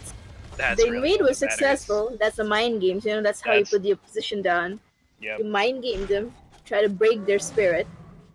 Actually, today, this morning, speaking of invades and stuff, we were winning. We were winning every single fight in Joust specifically. So we were winning every single fight. We lose every single buff, all 3 buffs in the game somehow. That was so tilting. We're winning every single fight, but no, they're low health and they back off, right? And they come Right. back in and they somehow steals the damn buff. It's actually demoralizing. You just want to leave. Absolutely. Your spirit just dies. So you never know what's gonna happen on these invades. Yeah, I mean, Small ultimately, things Arachne matter. does die there, but she gets the red buff, and not only that, she gets the red buff timer, so she can look to come around and try and make the same play again. Looks like she gets ulted by the Neja in top right mids. Vulcan does have the follow-up this time, times the ult and the backfire correctly, just deleted off of the map. Yeah, he got, you could say what the kids say these time, yeeted off the map. Yeah. So there's that. Looks like they're gonna try and go for the Gold Fury here, but Night Owls are collapsing. Uller has a little bit of steal potential here with his arrow. No, I think it's gonna go down, but we have voted. Oh no, Raijin ult! Actually They secures it. don't manage to steal it. Very close though. Very close, gets the kill, gets Gold Fury as well. Such a waste. There, when Najah stashed Uller, I don't know if their comms were clear or not because he already ulted Arachne prior That to. was the issue with that Yeah. Gold Fury fight. I mean, they do manage to get the Gold Fury. They only trade their support for it, so it's obviously a net positive. But I think Night Owls could have played that so much better. If they had chosen to aggress after that, we knew that Vulcan ult was down, and we knew that Neja ult was down after Arachne just got picked, and we knew that the Soliner wasn't there. And so there's a unique opportunity to go in and use your ultimates on them while they had their cooldown. Yeah. I think it's just lack of communications being relayed there. No one. I think they just forgot that the Najah ult was spended, and Uller didn't really have to beats there. Then, if he didn't beats there, he could have played much more, forward, and could have threatened the Gold Fury much heavily compared to what happened there and losing their. I mean, they kind of lost. Okay, definitely a little bit of a Najah panic ults from the other side of the jungle. Will they actually go down here? Ooh, connects right on time. And another attempt. Athena also looks like she's getting cornered here. I think she is gonna hit the ground. Yeah, And they might Kev attempt knocks Pyro over after there. this. She is able to dash away, but she'll die to one tower shot, so Yeah. she's definitely dead here. That's the combo we're looking for, man. I was talking about it the other game. Follow-up is so important. And after the very first Neja ult of the game, Vulcan missed his ult just by a little bit. He mistimed it a little bit. But after that, we've seen 2 ults now, and he's timed them both perfectly, and they've gotten a kill off one of them, 2 kills off of the other one. So I love the improvement here that we see from game 1 to game 2. It seemed like a desperate attempt from Night Owls to be on, we have it warded side of the jungle. Yeah, And it was not, it didn't really pay off. And they kind of got punished for it. And putting them further behind. Geb Najah is in a really dangerous position here in between the tier 1 and tier 2 towers. Doesn't look like he gets punished for it there. What's with these teams going to each other's jungles? Yeah, I'm not sure. In your own jungle. Look at you have it warded jungle. Everything is almost up. Backcams. The other. Arachne's taking a fight against Apollo here. Apollo chooses to ult immediately, and that's just great. Oh, is he gonna ult back in? He's circling around in the air right now. Yeah. Gotta love this Apollo. He only plays Apollo, and every single time he ults, he uses half of his mana bar. I'll never understand it. Listen, you're playing SLL to have fun. Let the man have fun, okay? Okay. Fun to roam around the air. Yeah. Alright? You can't just tell people how to play the game, right? Yeah. It's like, poor dude is just having fun. Let him be. He's getting smacked by this Uller too, Yeah, Uller is 7-0, 3 levels up on the Apollo here. Now, okay, wait, I'm right on this one, right? Apollo has the tower damage. Uller doesn't have the tower damage. That's very interesting. He's 3 levels down, but he is the one who has the tier 1 tower down on the map. Yeah. Obviously, Uller is up more than 500 gold, but that is... They're looking to gank this Uller. It seems they're around this purple buff. On this purple buff, Uller looks like he either has it warded or has a suspicion that they're here. Yeah, he definitely knows, but I would be... Nah, Geb is still here, so good of him to not try and jump in on the Apollo there. Indeed. Right now... Oh, go ahead. Looks... your normal farming, back and forth, not going on much. Another smacking happening in duo lane, but Apollo backs off knowing the pain from his past. And Arthur has yet to rotate this entire almost 20 minutes, so we So will has see that. Zhonghui hasn't rotated either. There was that one fight near the fire giant pit where they ended up getting both kills. But I don't think we can criticize him until we actually see full on team fights. I don't want to, because for the Sorry record, for having we didn't pre-assumed. see Yeah. we didn't see him rotate a lot last game. But he was fine during the laning phase. He kept up in levels with the Bologna all We can game. see Looks an like they advantage did. him. Yeah, they ganked the Apollo finally. Apologies for missing that.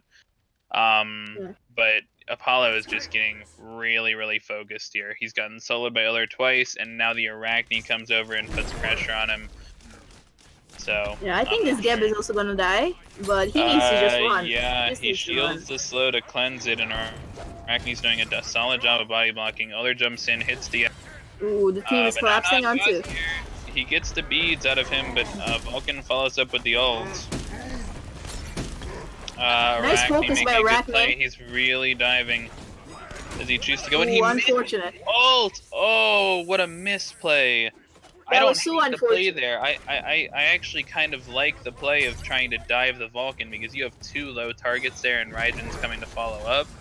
But I don't know. Just missing the ult. Apollo ults in from base, gets taunted as soon as he hits the ground, which is good peel for the Uller. Ooh, nice turnaround ult by Naja there. Absolutely. He might nice die turnaround here, ult. but Nah, oh, fantastic. he survives He gets the ground, too. he heals, and he gets a shield from Geb. Great peel. Great peel by Panda. This game, I'm not even Panda sure if has that been. was purposeful, to be honest with you. I think he might have been in a difficult spot, and he just flicked his mouse and tried to ult away, and the Athena walked into him. Yeah. And Uller is going back into this 1v1 in dual lane. Yeah, Will he still actually 3 clean up levels this up. kill? Oh my goodness. Apollo just takes so much damage.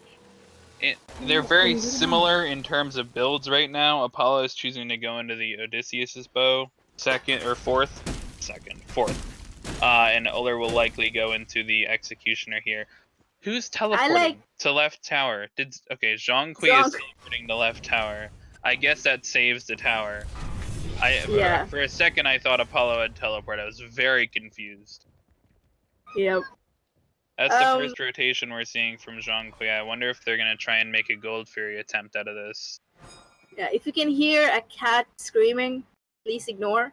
And I don't know if you guys saw the latest craze in Twitter. I don't know, this lady, right? She puts the cat over her head. Yep. Throws it. So, ain't doing anything like that, I can tell you that much. Geb pushes up and hits the ult, hits the 2, and Uller just gets CC chained. Looks like Night Owls just weren't prepared at all for that Gold Fury. They're able to get it completely for free, and then after that, they're just running as a 5-man. They've taken 3 individual fights here. They've gone on the Uller and CC chained him to death, they've gone on the Athena and CC chained her to death, and then Raijin just gets coming out walking towards his red, and he just doesn't have any hope in the world. Looks like the communication was a little bit lacking. Yeah, they literally saw Zhong Kui teleport to the duo side, and they should have expected him to be there before Arthur could ever be there. And what was surprising here is Zhong Kui blinked into the tower to get the tower faster. Very nice thought process there. That was interesting. Amazing play. Yeah, they're winning, so it has to be something, right? So it's just that. It's just carrying. Sick play. Looks like they're gonna go for Pyro here, They're going for the Fire Giant. Yeah. They got the cojones to attempt Fire Giant, but I don't know both carriers are back in base. The only person here has steal potential is Arachne, and it looks like 3 people are off the Fire Giant trying to attack her. And I think that's the smart decision. That's the smart decision, is to just back off, because without a team, you don't have any chance of really contesting that. I could have seen Athena ult there and try and get it. It was just too late. And plus, since it's not the enhanced Fire Giant, it's just easy to melt. And they did the right thing. They didn't hesitate. They had one call to stick to fire, and they stuck to it. And the jungler was chasing around Arachne, the Naja, And also Apollo, which shouldn't have been the case. Apollo single-handedly could have thrown there if Athena decided to ult and start a fight at fire. But since she didn't, the easy fire giant goes their way. Yeah, I mean, it just seems like We Have You Warded are just flat out more coordinated than Night Owls. They got the Gold Fury as a 5-man with no contest. They then got 3 kills as a 5-man with no contest, and they got Fire Giant. And there was a contest, and that's the thing that really gets me about well-made teams, or like well-communicating teams, that you have a plan for people contesting the Fire Giant. The fact that 3 of them immediately get off the Fire Giant and go to fight the Arachne shows me that they're prepared for that sort of thing. I mean, I don't know about you, but if I were a Zhonghui just walking from my team, like away from my team into the enemy team, I would definitely get smacked there. But they didn't even bother to touch Zhonghui, give him a free padding. Yeah, Good at level 20, power. pretty Arthur from the back end kind of gank and goes down here. No, it looks like it's Athena. Vulcan ult does manage to kill her through the shell. Looks like they're able to sash the Raijin, but he does beads away. And Arthur looks like he was in here maybe to try and help peel the Vulcan away, but as a result, he's the one that ends up getting taken. Nejan misses the ult, but they're still able to do some damage here to the Arachne. She's forced to ult out, Raijin's forced to back up. Only Uller left, but they're just going to get this Phoenix regardless. I think they're going to end the game here. You think so? Yeah, I think so. It's a little bit risky. Raijin does have ult here. But I think they're going to end. It looks like they're just going to try and end the game. Titan at half HP. They're just focusing. Raijin should be using the fear portion of his ult, I think. But it doesn't really do much damage. To end the game. Yeah, and they're just going to end the game. Have you awarded? Just takes Night Owls for 2-0. Epic performance by We Have Rewarded. Panda really stood out to me from the supporting role, as well as even Cody hitting almost every single ult engagement. Yep. Yeah, he almost hit all of them. Really standout performance from We Have Rewarded. Positioning wise, excellent. Grouping wise, excellent. I feel like Night Owls can work with their solo laner much more because their ADC is looking really solid, and they need to play more around the ADC and have much more, improve much more communications with, solo lane. That's the only weakness I see from Night Owls. So hopefully they can improve on that.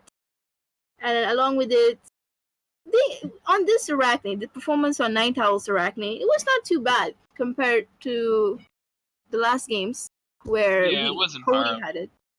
It was not horrible. She tried, but most of the times We Have Rewarded, since they were grouped up, she couldn't do those solo plays that Cody was doing last game. He was literally picking one by one, but You Can Dance didn't have that same luxury of having one opponent have a 1v1 chance. He was always collapsed on by this Geb, always being around, and getting comboed to death. 1v1 in Smite.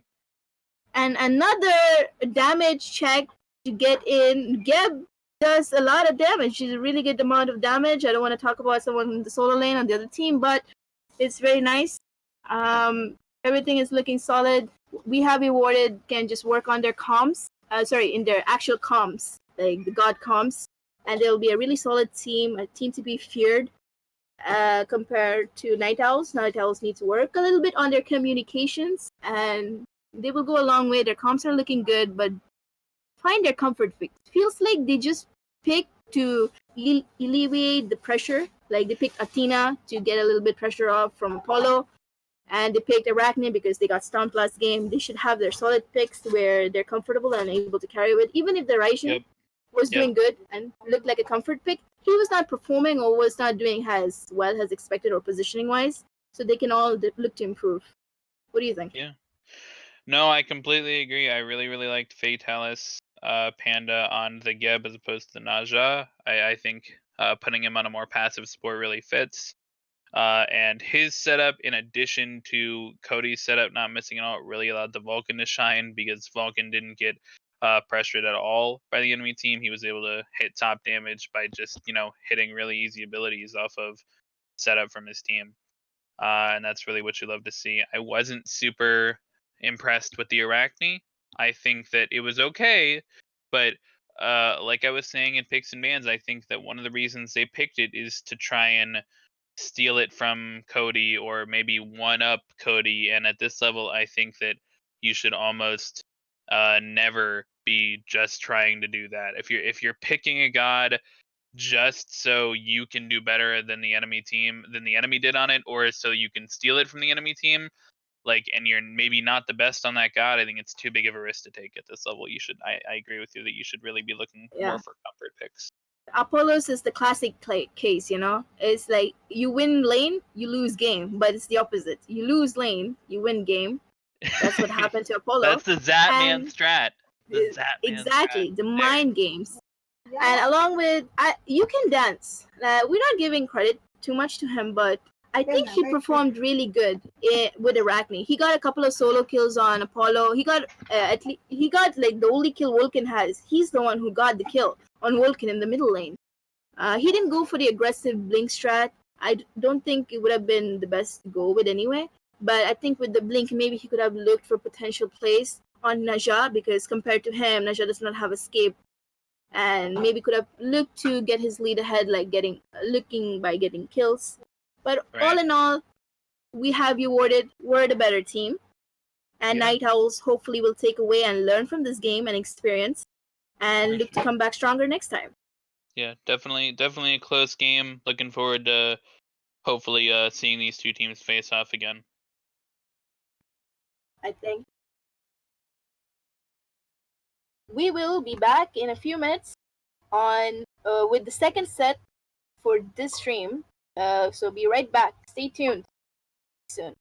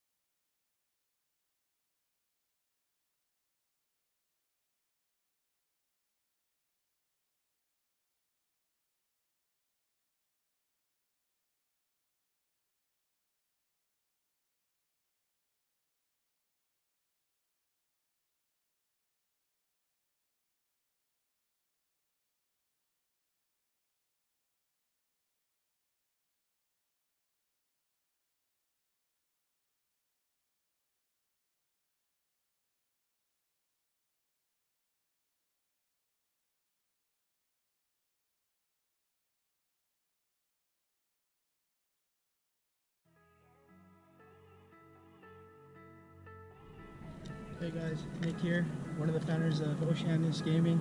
Just a little intro, a quick video about ourselves and what we're all about. Shout out to the other two founders, Con, aka Sean, and Alex, aka Theta Luno. Just a quick little video on everything that we're about, who we are, and the org. Shout out to the Smite guys as well, the Combine, and as well as Smite Little League. As you can see, I'm here at the headquarters, downtown Toronto. Hopefully this is where we get our gaming houses here, and get all the grinders out. Just a little background about us and what we're here. We want to support all the players that we contracted, as well as support them financially. Any commute, anything we can do for them, that's what we're about. If we can get their foot in the door in the pro scene, that's our work, and that's what we're happy about.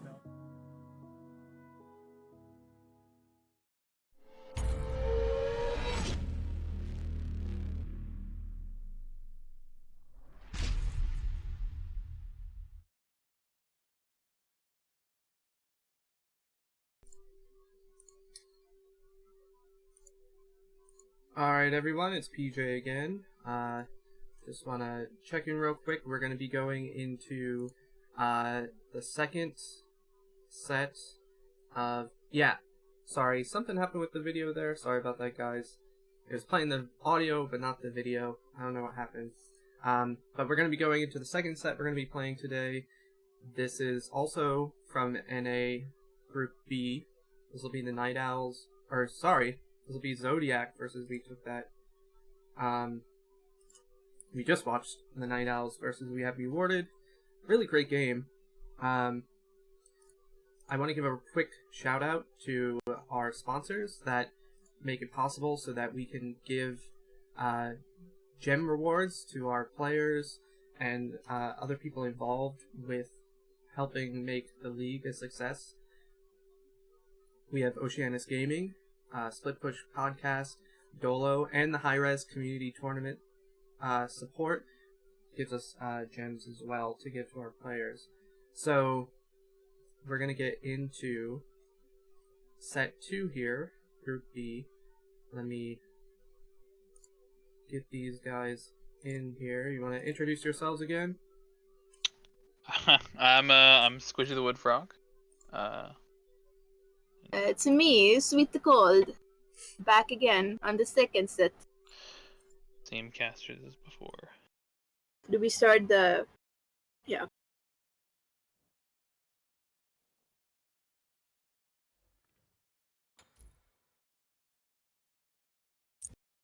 Alright. Haven't seen any of these teams before.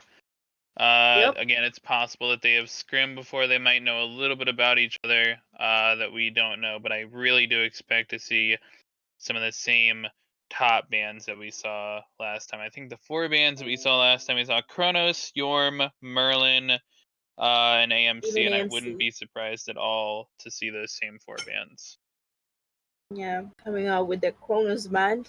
I said, Kronos is a really potent pick. You can do all the things that you want in the world, be out of position, and still be safe. So it's a really safe pick in a way. Right, I'm essentially taking that getting a out. second life with that ultimate. And here it looks like Zodiac is taking Merlin. Arthur off. Taking out Merlin. Yeah, it looks like they choose to second ban Arthur, which again, at this lower level, the lower you go in terms of playstyle, I think the better Arthur gets. He's a very pub stompy character if you don't know how to properly focus him. Yeah, CC chaining like to perfection is the way of killing him. And your Yep. common top band is also Jorm, which they like to take out. I'm interested right to see now- the first pick.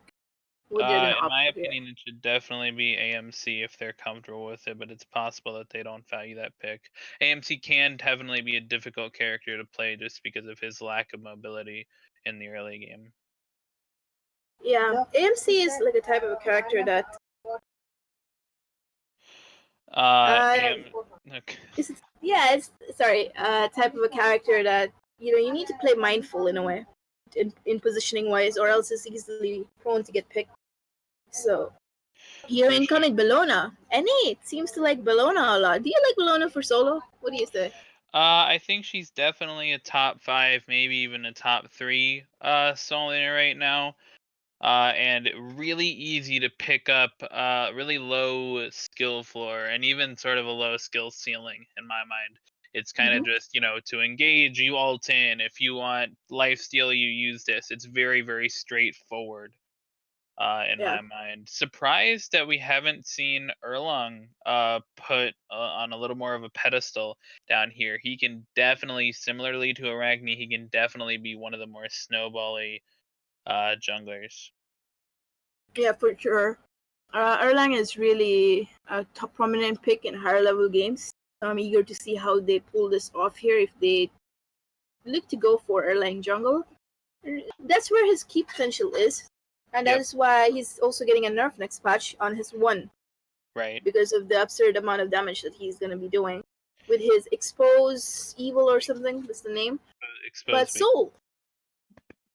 Soul and Oh, Janus locked in. Huh. you're a little Soul bit ahead instead of of me. Freya. But All that's right, I'm sorry. It's all no, right. it's They okay. locked for the blue team. They locked in Soul and Janus, and Soul instead of Freya. Do you really value that? I think it can at this level, especially. I think it can be more of a personal preference, but I am a little bit surprised by it. Freya just right now is a really, really top pick. Exerts a ton of pressure in lane. Has basically a get out of jail free card with her ultimate. Has a lot of setup with her 3. Just brings a ton to the table. And I would definitely choose Freya over Soul here. But again, we did talk about earlier comfort picks over everything at this level of play. And so I think if Chaos is Even in the comfortable, or pen. whoever, I'm not sure their ADC is, but if he's comfortable with with Soul over Freya, then I value that pick. And they have Sunnos look in for the ADC role, along with Womana maybe going for the solo lane. And Right. I like this. I haven't seen many Womanas being played often. He's still a good prominent pick. Where his mana management is a few issues of him that I see most of the times occurring. But other than that, he's a really great character because his 3 is essential right now. His 3 gives attack speed reduction actually. So if he were to focus Soul, it will also reduce his basic attacks and look to maybe if he were to build Fatalis, he can smack with his little umbrella Right. and look to assert pressure like that. Second Vamana phase fix. is for sure one of those pub stompy characters in my mind. I think that one of the reasons that he has not seen so much in the top level competitive scene is because if you get something like Curse Donk, or if everybody builds anti-heal, he's one of the characters to focus in the game because Zolt doesn't give him nearly the sustain that he's expecting it to. But at this level of play, it could be just, he could walk through the opposition. Yeah. Speaking of anti-heal and healing in general, I'm surprised that none of the teams have picked Afro yet. Isn't that so fun to go against? So glad that these have some sort of a morale, at least so far. Yeah, Afro. I'm also surprised both here and in higher levels of play. I'm a little bit surprised to not see as much Afro as we've been seeing. I personally think she's pretty strong right now and can really facilitate a dive comp. Something like the Erlong Shen jungle or the Vamana both are expected to be diving the backline. We could even see them pick up an Aphrodite here on the Yeah. side of We Took That. Aphrodite is a much worse Chronos, I would say. Not worse, I mean much better. Because instead of having a second life for one person, she makes sure that there's 2 lives, 2 people, you know? For sure. In Yeah. terms of that ultimate, it definitely, instead of 1 free life, you get 2 free lives. Yeah. And it's Uh, really. but yeah, Ooh. generally just different focuses for the character. But I do like. Well, okay, I like having the sustain from Afro on the dive comp. The one thing that I'm a little bit questionable of, if they were to pick it into this team comp, is that anti-heal on the enemy team just gets more and more valuable. I mean, you're already going to be building anti-heal for the Vamana, and so you don't have to change your build necessarily to build into the Aphrodite. So I'm glad that they didn't go with that. Interesting, Camazot's being hovered here by Zodiac. Bologna's locked in, so I think that's probably going to solo lane, so we look to see Camazot's jungle. Seems really Unless interesting to me, yeah. unless it's Bellona's support. Or Bellona. Oh, I guess that's a valuable point. They do have double magical here. So we They could look see to- an aggressive support like Bellona. Or even But a Bellona jungle. All three roles have been flexed in the past in competitive play before. my main concern right now for Zodiac is the lack of immediate and except immediate- the Janus combo. Yeah. Oh, here comes the CC I was talking about that I needed to see. So glad if they look to pick this Athena, it'd be a solid comp all around for Zodiac. Yeah, I don't know because the issue actually, okay, so I was going to say the issue with the Athena is that if you're looking for dash taunts, as soon as the enemy team has don't have any other CC to burn that Magi's, Athena's really going to be struggling to hit these consistent dash taunts. But Bellona, one of the best Magi's cloak burners in the game because of her range disarm. So if they can be executing that well and try and keep track of the enemy team's beads and Magi's, I think they might be able to get off some early game and late game plays here. Yeah. We So didn't far, talk we about don't. the Morrigan on the Hmm? right side. What do you think about Yeah, that? I don't know. Morrigan at this level is a hit or a miss. So whoever is playing Morrigan mid right now for team, we took that, or we take that. The mother he should be like zeros at this point, at this level at least. Like he should be the zeros equivalent of SLL level For to sure. make an impression with Morrigan, because Morrigan, even though it's a really good pick in terms of like late game, like deleting one person, you don't often get to that point that you will find an isolated person to pick off easily. So Right. getting through that nooks and crevices, get that pick, is the skillful art of playing Morrigan. So let's see if took that mid laner, got that, and transforming into right characters at the right time is also a key element of playing Morrigan. Agreed. What I'm worried of is the area damage, or we took that right now, which is Right. kind of lacking aside from the Cernanos. I would like to say the ult is the Hera Silence. So the Hera Yeah. Silence is almost literally the same. So far, we took that. That's like they focus one target and look to kill them. And let's see if they will have success in chasing that one target instead of almost having area damage for all. And Yep. we'll see this. By getting into this game, be right back.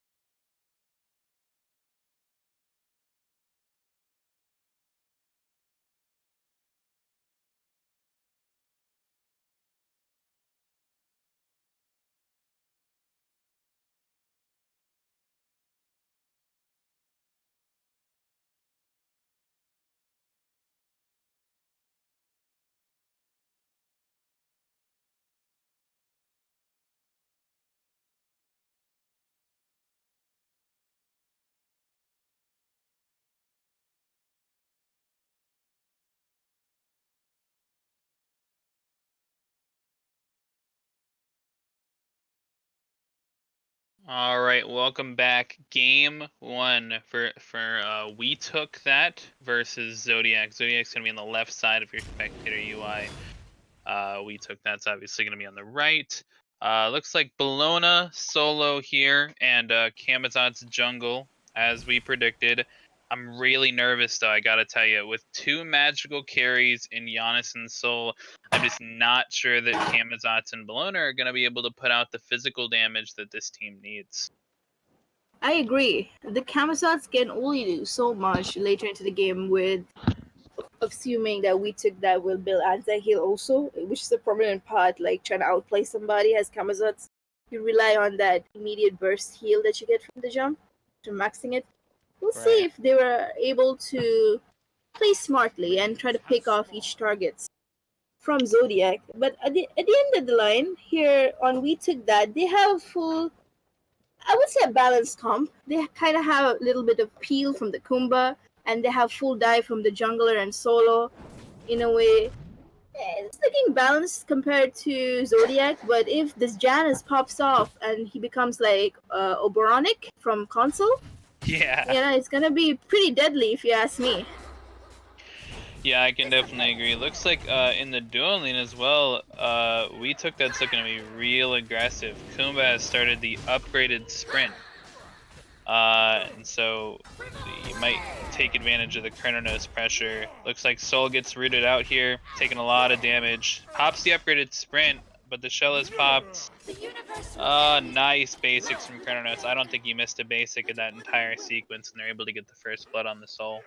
And nice focus also from target. Athena did try to get in front, but the Right, lack of Athena did her mobility. best. Yeah, she has shell, I believe, upgraded fully. I'm not sure. It doesn't seem like so. Not upgraded, But yeah. She ended up getting, I think she started the game with 8 health pots, which I'm not sure how I feel about. But yeah, because of that first blood, they do manage to invade the purple buff. We'll have to see how this pressure keeps up. yeah, indeed. Well, one different pattern that we have noticed from the last set. The last set, support started at solo lane, right? And now this Right. set, Yeah. we're having the regular start. What's the main difference between the solo start and the normal duo start? What's the main difference? It's really the experience difference in my mind. It's just the fact that, I mean, we saw Uller last game be level 17, 18 by the end of the game. He was miles ahead of the rest of his team. Same with the game before that. We were seeing the ADCs be level 17 and 18, and the solo laners. Oh, looks like a gank here. Camazotz slows Kumba, and he gets taunted as well back in, and they do hit the Kumba passive. That should be a guaranteed kill. Kronos can't really come back into that. And on the other side of the map, however, Erlang looks like he ganked solo lane successfully and was able to get a kill. Simultaneously both ganks. It's a very satisfying feeling once you, as a jungle, when you gank and you actually get the kill compared to pushing them off. Even though if it's like a successful attempt, like pushing them off is also good enough for most scenarios, so you can go and invade their jungle. But what if their jungle is down as well? So having those type of ganks is really satisfying as jungle. So you've been at the right place at the right time. Kumba managed to steal that with the groggy strike. Really, very nice. Interesting. Very good for him, honestly. Poorly timed by Soul on the DPS. They should have waited for the burst so they could have cured it, but unfortunate. So far, it's looking like a very passive, mostly heavy jungle style game. The junglers are controlling this early part. And the laners, as we saw, we got first blood in duo lane with the Kumba and Cernanos, and we took that. Yeah, interestingly enough, they got the first blood, and now they're in the position of being a little bit out pressured. Zodiac is was at their tower line. They're now backed up a little bit, but they have the wave clear advantage. It looks like Sprint is back up, so I'm interested to see if they're gonna try and take a fight here in the next couple. Yeah, Erlang is also looking to rotate and gank, and this sprint will be heavily useful on this rotation right now. Oh no. Okay, Athena goes into peel for the solo, but Erlang's here. Looks like, see if he can hit the root. Does hit the root. That should be an easy cleanup. Oh no, good shell by the Athena, but double root from the Kumbhakarna. Wow, Giannis ult comes in and does a lot of damage, allows Camazotz to blink in. He's chasing with the ultimate. He doesn't hit any abilities on the Erlang though, just a little bit out of range, and he might get punished for it. He's stuck up in the top half of the lane without any mana. winning the basic attack trade though. Athena hits the double taunt, but it's just not enough. Ooh. Not enough follow-up damage from the Camazotz. Looks like he was a little bit low on mana when he went into that fight initially, which didn't allow him to follow up. Yeah, I don't know if you saw that, but Cernos there, I think he panicked. And another solo kill coming up for Oh No Skies against the Bellona as the Wamana. But I think the Cernos panicked and beats that ult. He thought the ult that was going to hit was the Janus from the other team, the Zodiac's Janus. But it was, in fact, their Morrigan ulting them to try to get them out if they were to get aggressed on. A major key factor was in that fight was when the Janus ulted the Camazotz in, he started the fight with no mana. He had enough mana only for his ult. Yeah, so that fight was a lost fight anyway. It's such a waste of relics expenditure and also the ult, a waste of time in general. Can't really gank with no mana. Right. You have mana. Yeah, a little bit of a they kind of jumped at the opportunity. Like they had just lost a player. The mindset is like, I have to counterattack now, but you know, counterattacking just for a couple wasted ultimates, wasted relic is just not good. Looks like we might have had a fight in mid there, but in that corner. Yeah, a really good portal by the Janus saved the Camazotz. Actually, the Morrigan was wrapping around for the stun, but since the portal took Morrigan out of her, channeling and put her to the portal, she misses the stun, and Camazotz was able to get out. Really good peel from the team for Zodiac.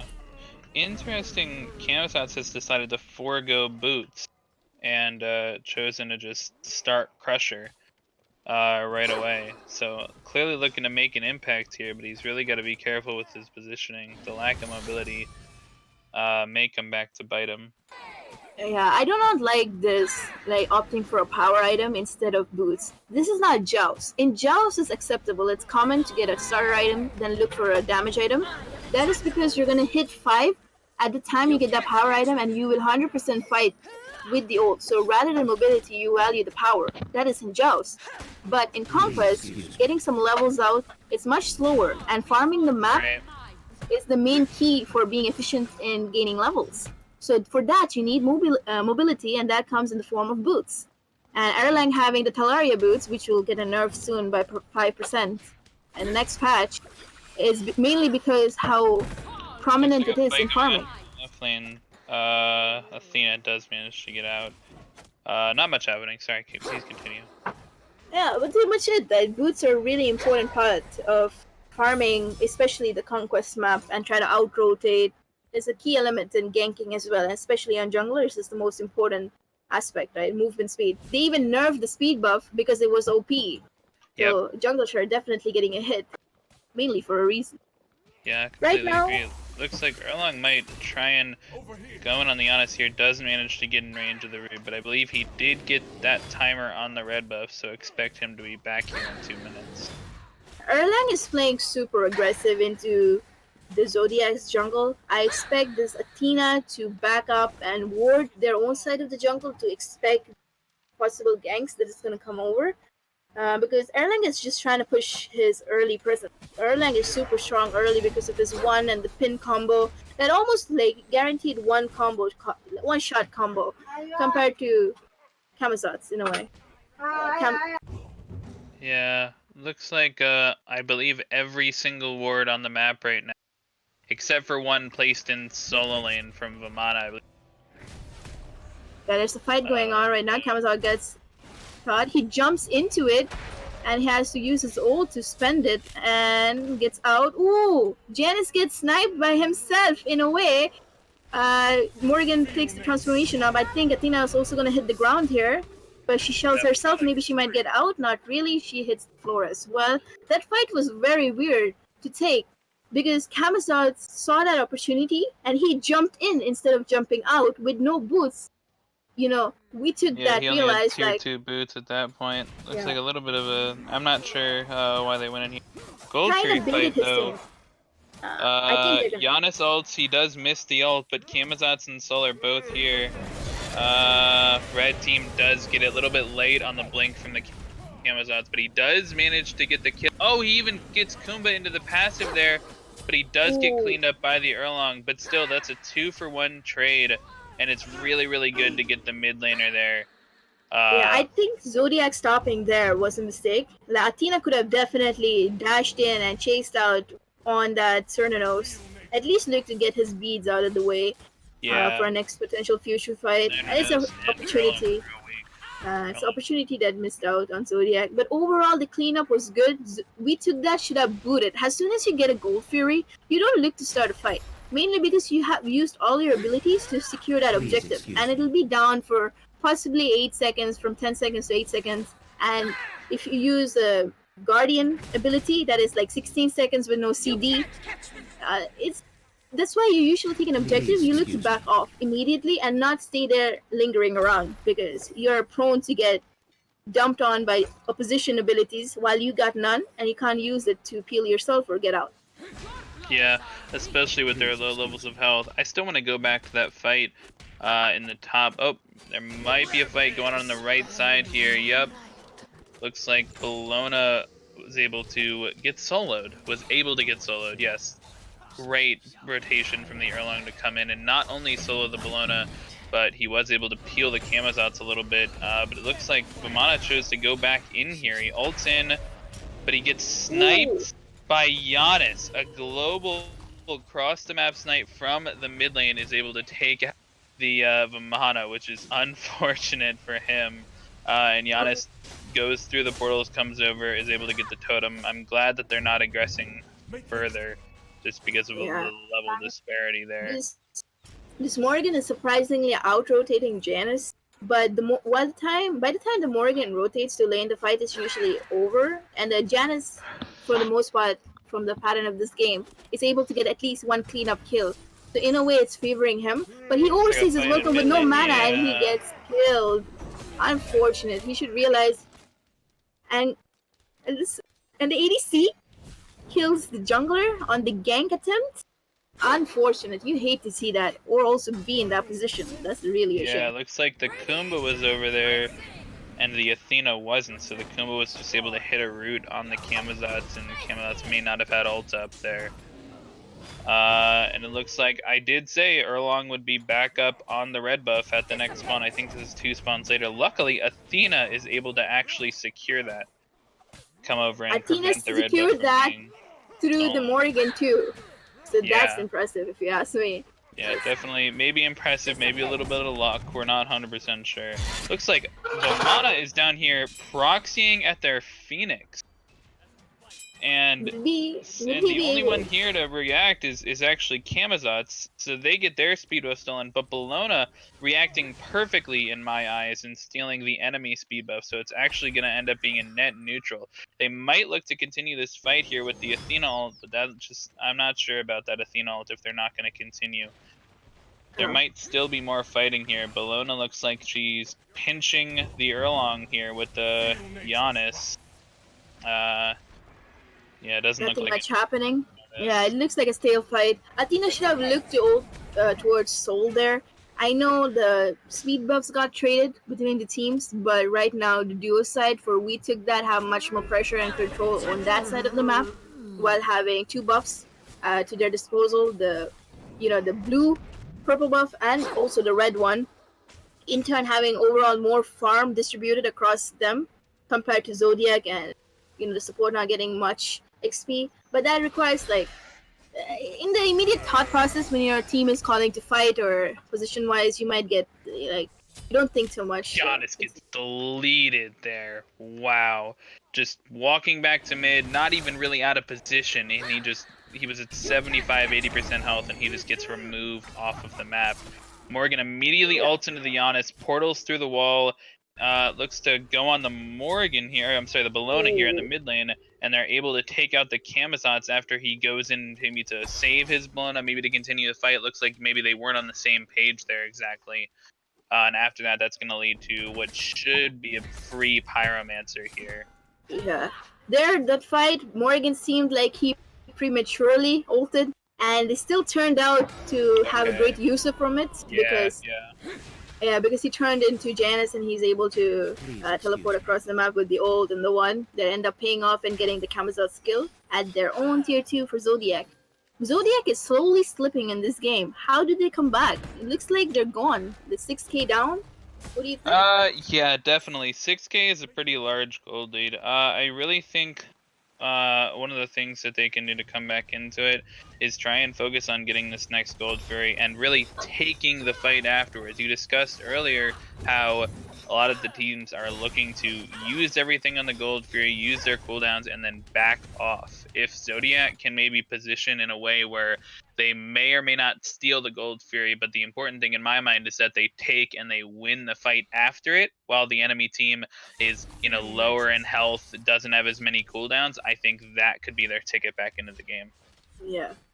And another thing that I can think of is this Janus actually being a big part of stealing a potential future fire giant with the ult. Yeah, they do have a little bit of steal potential for sure. Yeah. And try to get his team back into this game, because right now, like, we took that are in driving seat and literally dictating this game, and slowly it's going their way. And speaking of, Athena is out of position and gets picked. It perfectly sets up for Gold Fury here. Yeah. And Janus also gets out of position and get caught. His portal, he gets through. I think he'll get chased. He'll have to be running. Oh!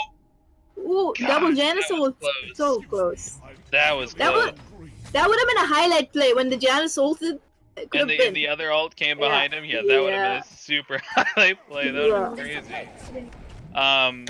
But yeah, I'm not even sure I would call that being out of position. I think I would just call that the red team, we took that using their lead appropriately, because I mean Athena gets caught out in her own jungle, Giannis gets caught out in his own jungle, so it's a lack of respect for what they can do, first of all, but it's also them using their lockdown properly. Kumba hit the root on Athena, Erlong hits the pin on Giannis, right? And so everybody's using their lockdown properly. Looks like Soul's getting collapsed on over here. Athena has to ult over to her. But just because of Soul's immunity, it looks like it's going to be a net neutral. Kumba has not been doing as much rotating, I think, as Athena has.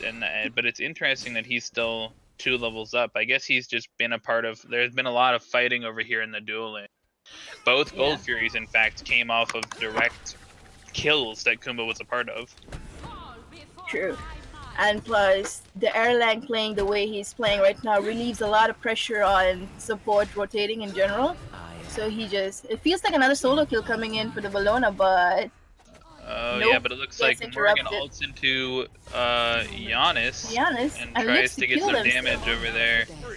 And he does hit the Point Blank ultimate and is able to remove him from the map. Giannis ults over... Yeah, Bellona's doing her best. But she's getting outclassed a little bit by this. Wow, Giannis, that was a max range Morgan stun. I thought for sure that wasn't going to hit, but it barely hits, and they're able to get that damage off. I'm not even sure I blame Giannis there entirely. Like, obviously he could have been a little bit farther back, but man, he just barely gets caught out there. And it loses his life for it. Every time this Bellona gets close and soloing the Bomada, he ults out and somehow his team comes and saves him. The Bellona gets no support. The jungle presence from this Camazotz is missing. And the main thing that I think that Erlang Shang being superior over Camazotz is the CC combo aspect, right? You have the knock up, the pin. He's one of the warriors that have CC. In a way, he's kind of OP. Compared to Camazotz, where his abilities though is slowing a character. Not only that, now his rotation ability, his rotations have been also off. But so far, the Erlang is just running through this team of Zodiac. They need to stop it. From the beginning, I wasn't a fan of not only this draft, but the Camazotz pick in general. There's just so many better junglers, I feel like, that if you need the physical damage from a carry jungler, you can get a Ratatosk or you can get a Ravana, something like that can just really fight. But looks like the Certanos is gonna get collapsed on here and will go and hit the ground here. Yeah, he overstayed. He shouldn't have been there without wards and confirmation. Stayed up a little bit too aggressive. Camazotz hits the ult. He turns around and hits the root, but it's just not enough. Yeah. From behind comes Erlang. Maybe Yeah, and we will Morgan look ults with Giannis up at the top. Again, that's the same thing that the actual Giannis did at the very start of the game, right? They get a kill over in the dual lane, and then Giannis ults, and Kamazot's blinked through and used his ult, and this time Morgan ults on, at this point it's about 120, maybe closer to 100-second cooldown, and just wastes that ultimate for absolutely no follow up. Now they're looking at tier 1 from Zodiac. A really good push, but Kumba is from behind. Soul is not careful. Be a fight in mid here. Athena ults onto the Bellona as Vamana ults in response, but looks like not I think it was a much. misplay, and he meant to ult the Soul, I hope, but still, Soul ended up hitting the ground. Soul ends up pushing a little bit too far. Granted, he does get the tier 1 tower. But do you really need to commit like that when you're ahead? I mean, not ahead. Never mind. Yeah, I guess it's worth it. Doesn't need to commit, but it's definitely a benefit. Erlang dives the backline, is able to get Giannis really weak, but at the same time, Bellona is the one that jumps into the backline on the other side and is able to get the Morgan and trades out his life. That's definitely a good trade considering he's the one behind and the Morgan is the one ahead. So good 1-for-1 there. But that's still going to end up in them getting... I think they're going for the big fire. Nah, they wouldn't. It's such a shame. They had the potential for it. Well, actually, they do know that Giannis doesn't have ult, so I think it could be something that they might look at. But still respecting it. Yeah, definitely risky. Looks like that they might just choose to push down this tier 1 tower with their ADC over here. That's a really good call. Play it safe, get the safe objectives out of the way, and spread out. Push their lead slowly. They should all look to back here or pressure this tier 2. But it looks like Zodiac has chosen to not respond to this tier 2 by defending it. Instead, looks like they're going for the Gold Fury. I'm not sure how I feel about this. I mean, I think the Gold Fury will give... Like, it gives about 1,500 gold, which the tier 2 tower gives about 1,500 gold. So, pretty net neutral in terms of the gold received. But basically, what they're doing is they're trading map pressure, which lasts for the entire game, for one set of Oni waves that they're not going to be able to push up the map anyways. Yeah, and now they're starting off Fire Giant. Will they be able to successfully get this Fire Giant without any contest? Doesn't hit the Fire Giant. Kamazot's looking to steal, doesn't hit the ultimate in time. I believe that was Morgan securing it with the Giannis ult of her own. So good on them for actually having secure. Zodiac tried coming from the back, and Kamazot did try to come from the back and try to secure it, but at the end, Morgan Transformation has the Janus secured the Fire Giant. The ultimate does a great deal of damage. Yeah, definitely good secure from the Morgan. Kamazot's almost had that, but I think Fire Giant steals are much rarer than regular secures. I don't know, compared to the previous set, we took that. Seems like a pretty solid team in terms of their calls and their positioning, and they're really, really confident in pulling that without hesitation. And makes them a really good team. They're even pressuring here in mid without the Fire Giant. Interesting. I don't agree with this, because a pressure like this can lead... Upgraded sprints to the Bellona, but he misses the root on the Bellona, so it's kind of a wasted sprint in my mind. Yeah. There, he should have sprinted earlier before they backed off to catch them off guard. That was the right play, but it was just delayed, in a way. I do not like Zodiac pushing up and trying to protect this tier 2. They need to back off and look at Phoenixes and not risk sacrificing any of their members, because they'll be essential for saving this game. I think the game honestly is close enough that they can argue to defend tier 2s here, but they really have to be 5-man. Speaking of the Oni Fury that Zodiac took is doing them some favors by pushing into the towers, unless if no one goes to check on these towers. They might Kumba ults Athena into the air. She gets taken out by the Giannis ult, which also hits Soul into the backline. She's going to get her immunity off. Looks like there's going to be nothing else following that. But I think they should go for the tier 1 and tier 2 and left, if nothing else. And just get those towers. Should be uncontested after getting a pick like Athena. The only thing is, if they overstay here, they might get Athena ulted, and the fight could turn with Athena coming back in. But it looks like Vamana is doing a fantastic job of zoning 3 people out. Manages to solo Giannis in the middle of 3 people. in the middle lane while his team just gets a tier 1 and a tier 2 tower. You a hate great to see play it. with him. Janus didn't even use any of the relics to try to save himself, which is a very unfortunate time to go down because they're looking to siege phoenixes and the Looks best. like in the process of fighting this Vamana, they might get collapsed. They're gonna collapse on. The team, yeah. Camazot's Morgan connects the stun into Soul, and Bellona jumps in with the ult and cannot find anyone. Athena goes in. They might sacrifice both of their players. I think they're gonna get collapsed on. I think this might be the. Oh, they get some pick from Mana, who overextended and stayed there. He didn't have the ult to sustain back up. Only the Fire Giant healing, which is not enough. That was the fight. Erlang Very gets a really unfortunate. nice taunt and finishes off Bellona. And Kuma manages to ulti Athena into the air, and she gets taken down as well. And this Phoenix just falls right after that. And Janus ults. Morgan ults has clean Janus him up right here. here. This might be the end of the game. Yeah, this is the end. There's no way. It's clean game. Why we took that? They played really patient. They could have done much other things better, but by far the most superior set from what we have seen today. Yeah, we took that. It's definitely up there. One of the better teams in SLL. Definitely seeing some really good things from that team. And despite, I do really think they played well, but I've said it, I'm going to sound like a broken record. I've said it a bunch of times, but I just really think they need to, Zodiac, I really think needs to take a step back and really reevaluate this pick ban phase. I get that the Soul might be a comfort pick, but you really need that physical damage coming out. And I just think the Camazots just didn't do enough.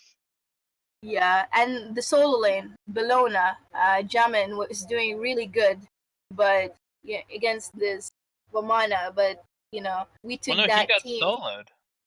Bellona got soloed. Yeah, but he was doing well because he was doing the ult. Fights. You're right. He was doing fine. Solid ults. He was using his disarm appropriately, but he just kind of let the Vamana get even in lane, they just turned. Yeah, even in lane, Bellona was doing fine, but we took that always. The Morgan rotated, the Erlang rotated to save the Vamana and put him ahead, like keep him. They didn't let him die. So I expect Zodiac. Compared to last game we saw no solo presence in the losing team. So this game we see potential, very good solo presence from Zodiac. So I just want, Zurax to help this Bellona or Jamin to push that potential and get ahead from solo and pick much more safer picks. This Athena didn't seem too comfortable on Chaos. He'd been caught, like his ults were not on point most of the times, and he'd been always caught out of position. So he should look to get maybe a safer pick like Geb or something to keep his team and himself alive and to play more passively. And Zurak should look to pick a jungler with some C and not rely only on the mages that they had drafted, the Soul and Janus. And Soul is really obviously good early game and from ahead, but unfortunately Soul fell behind, and Soul is kinda not the greatest from behind. Yeah. All right. Well, going into game 2 soon here. Stick around. Yeah. See ya.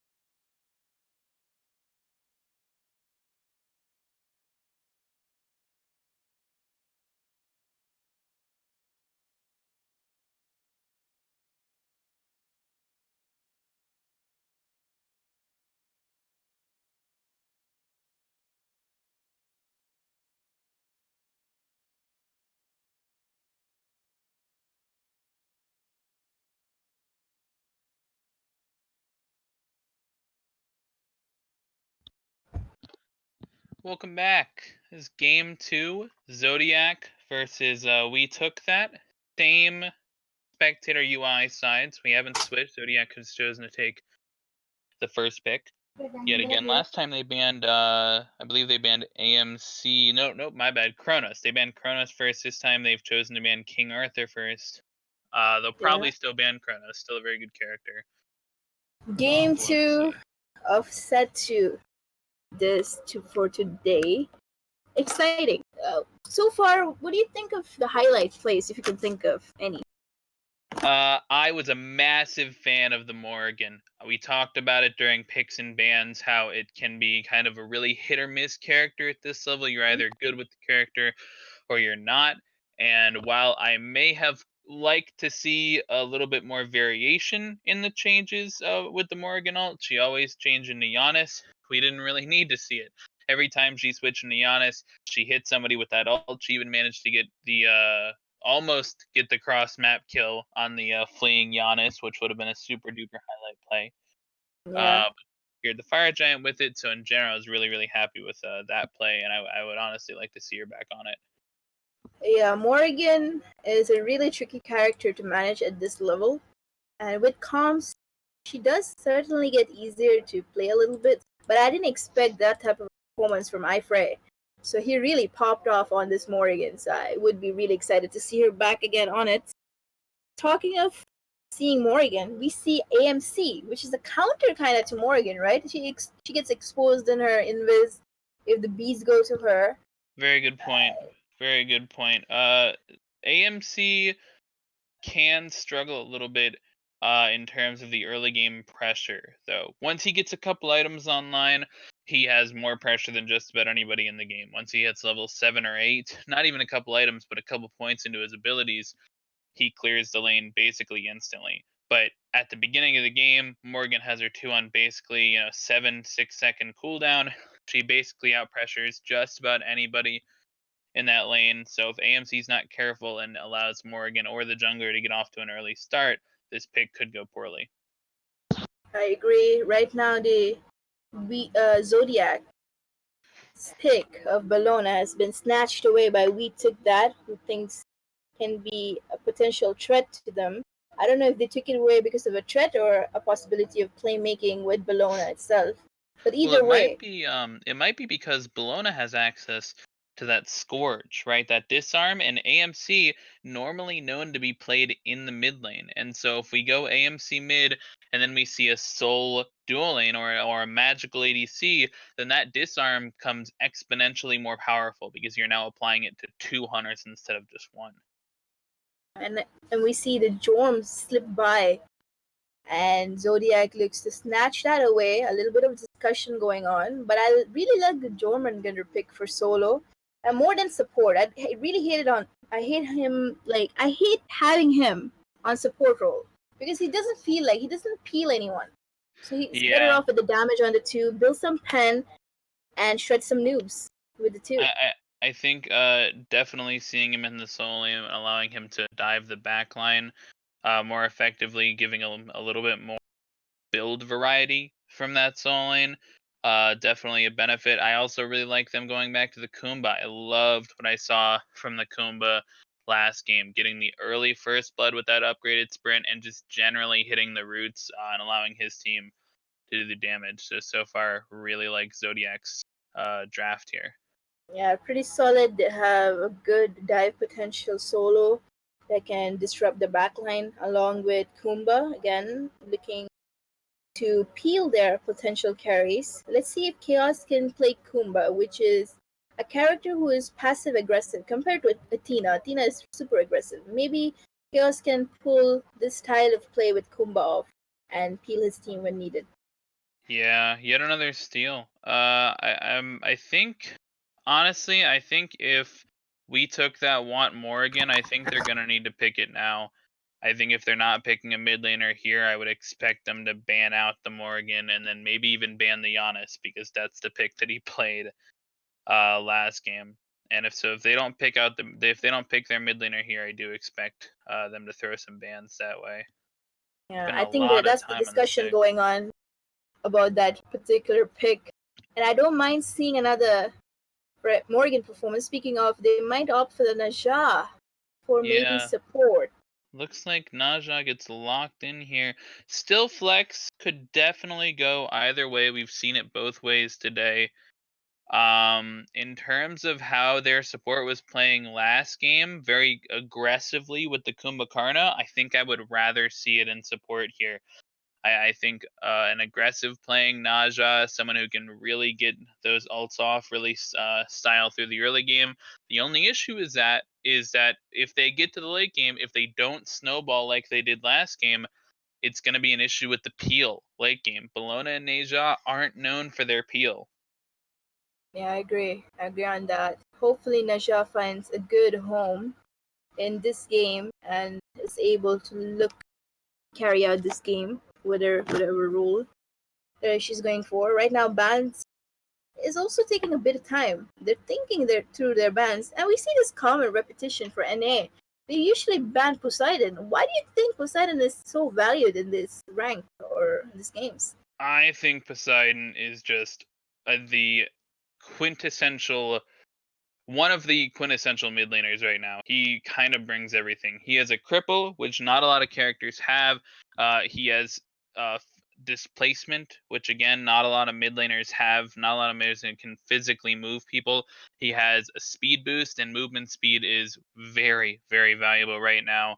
And then he has this ult, this giant ult that does damage. And with how much setup is being picked on their team, I can't imagine that they would let it through. You know, you can put a Poseidon ult at the bottom of a Neja ult. You can put a Poseidon ult at the bottom of a Bologna who's just ulted. You can even do it off of an Uller Axe. You know, just the smallest amount of setup can allow a character like that to do a ton of damage, and any CC can allow him to do his thing. Yeah, and plus building full CDR with Poseidon is a nightmare to deal against. A beads burner and also an Aegis burner almost every 30 seconds almost. Yeah, A very yeah, tell annoying me. character to face against. Right now, again, a thoughtful banning phase. Here, I want them to ban Morrigan as a respect ban. Not only respect ban, at the same time, Morrigan has really good transformation she can turn into from the Zodiac's team specifically. Speaking, the Jorm is really good to dive, even AMC on the clutch situation, or even Yeah. Kumba to get out so far. But they opted to ban Wow. Sobek. They opted to ban Sobek, and then it looks like I might be a little bit ahead of you, but it looks like Carnanos has now been locked in by We Took That. So not only are they going double Hunter, likely putting the Uller in mid, but just like the mistake that I believe Zodiac made last game, they're going for physical. Yeah, but the only difference right now, what I'm seeing is, We Took That has a lot of physical damage at hand to use. Meanwhile, looking over to Zodiac, they have quite the opposite in a way. They have a balanced amount, I would say, right now with If they pick the the soul, it's AMC. definitely a balanced amount. Yeah, they were hovering the Artemis there for a second. Yeah.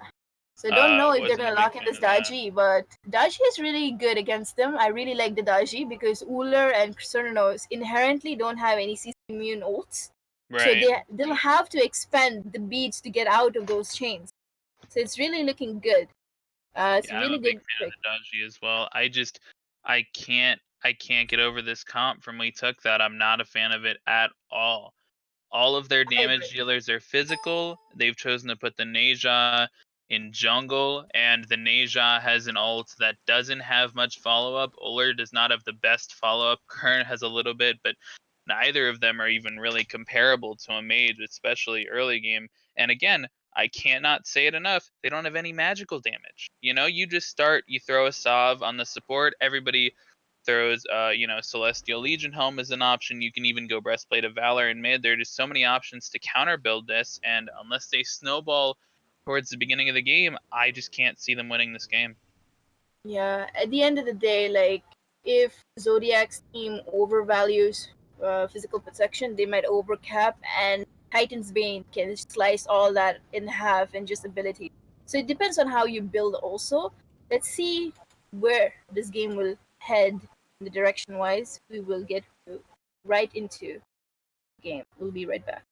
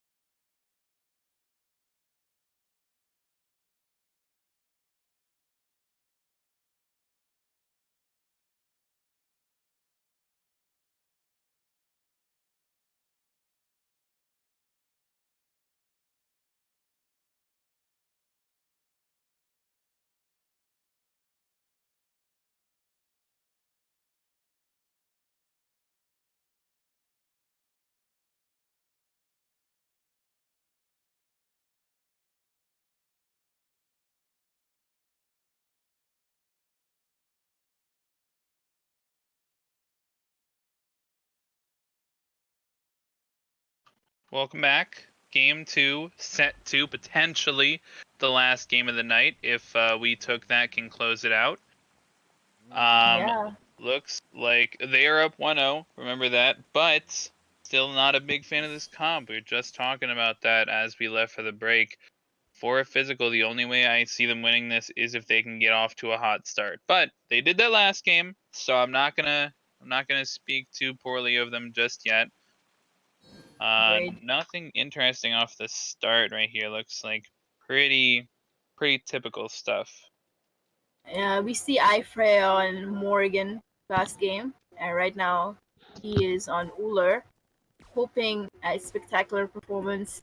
Nonetheless, Bellona is looking to pressure the speed this time around Yeah, and looks like smacking the soul. Looks like she started her one. Oh, and we see the soul in the mid lane now, and the AMC in the dual lane. That's actually the opposite of what I expected.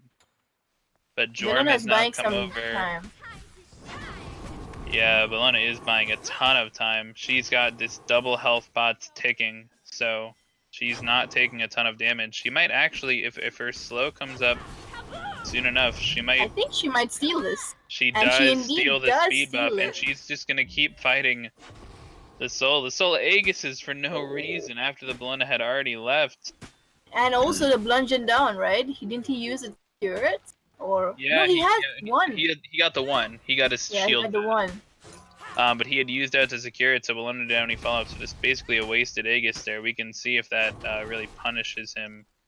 Yeah, in a in the situation like future. that, where the solo laner is threatening your speed, like personal experience, it's better to just leave the buff its entirety and just go to your red buff and look to do your purple and that side of the jungle, regardless, instead of trying to be behind. Sometimes the Right. solo laner might not even get interested and might just leave because there's no point in trying. The Looks like only reason Dodgy he's blinks there. in here on the dual lane, gets damage off onto Cernunnos. That's going to be first blood for Zodiac. And Yeah. they might actually get Duckrack. the Geb here, but AMC missing a couple of autos. Yeah, unfortunate they aren't able to get the Geb there. But first blood for Zodiac, that's a very positive turnaround from last game where they got first blooded. Happy to see that.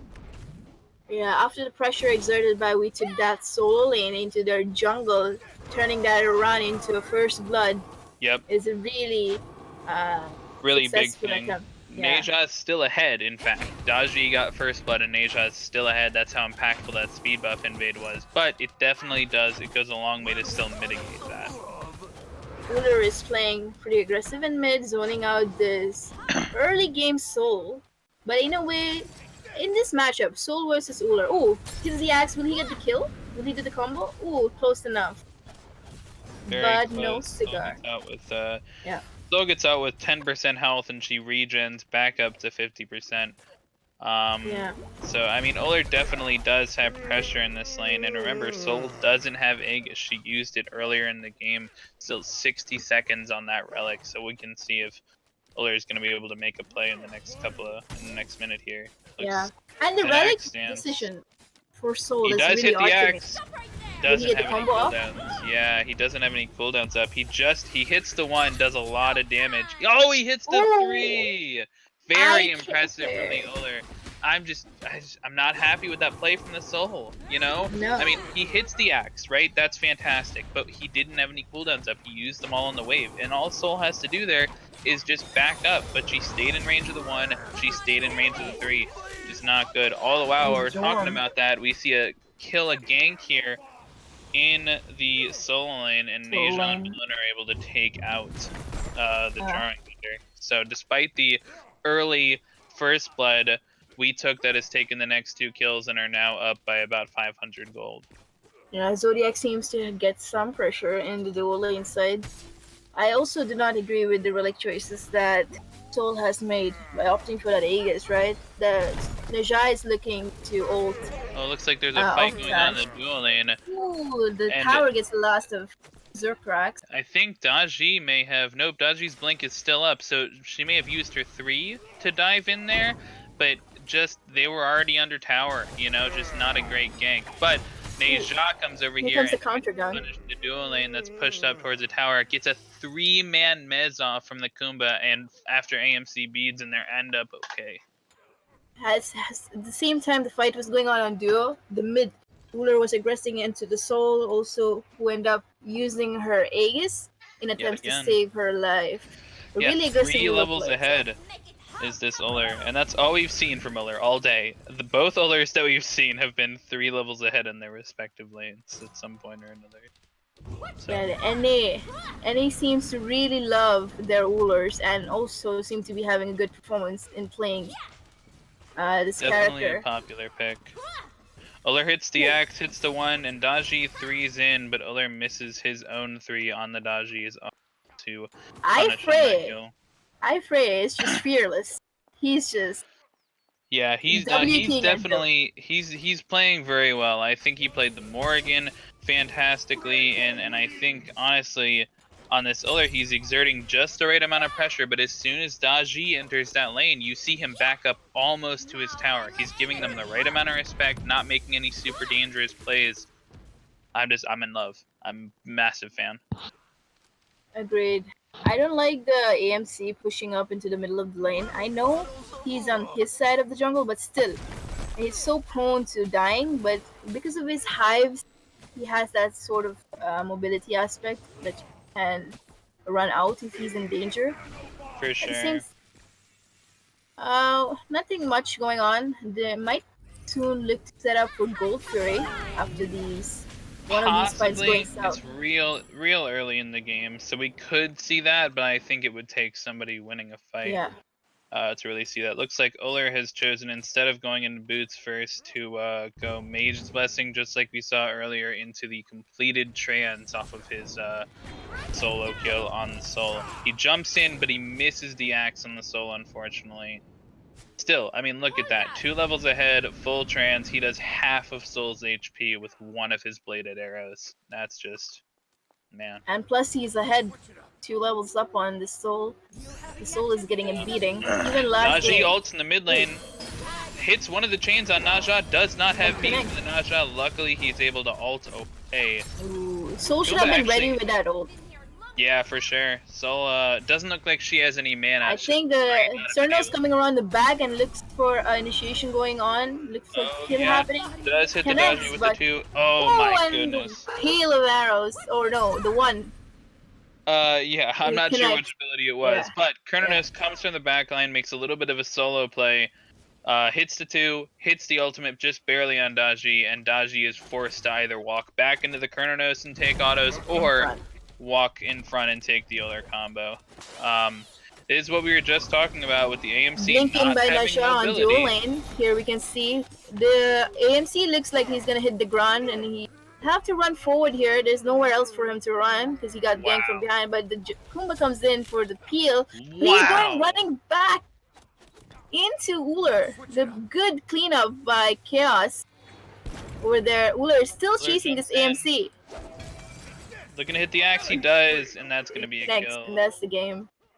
Look, just like we were talking about, the AMC, the lack of mobility. I don't even think he had full boots in that fight. He might have. I might be wrong. But even if he did, AMC, lack of mobility, being pushed up over halfway in a lane, it's just not a good look. I'm not a fan of it. I never will be. The fact that he managed to get out there is less props to him, more props to Kumba. Kumba hits a 3-man mez, hits an ult on Naja, turns down and hits a root on Naja, and just gets a kill. Gets a 1v3 kill on Naja. I mean, that's just insane. And then AMC makes another passing Another play coming on from Sux onto the solo lane. Oh, and guys, destroyed by the tower, and also Phantom just ganks and just kills the Jorm on the other side. Oh no, he almost dies, but man, that is yet another. That is the second time that this Daji has died to a tower, and yet another solo kill from the Uller. Now, here's what surprises me: we're seeing kind of a similar thing as we did in Game 1. We're kind of seeing we took that stomp this game, but they're only 2k gold up. They haven't gotten any major objectives yet. Yeah, so I mean, it's just 8 minutes and 2k up is really impressive in my eyes. And Zuckrax is really desperate in trying to make these plays, which end up costing his non-lead and also like giving the extra bit of farm to the other team. Really lucky. The Bellona was really lucky in not dying. Maybe. Ooh, nice jump by the Uller to evade that 3. And as that's And happening, the Storm has Kronos to, on the other Kronos side of and the Geb map, managed to get a kill on the disappear. AMC. And meanwhile, being aggressive on the solo side, Jorn had to ult out to the pressure of Nasha and Bellona. This is the thing, right? The Kumba is not there to hold Another solo AMC's kill. hand.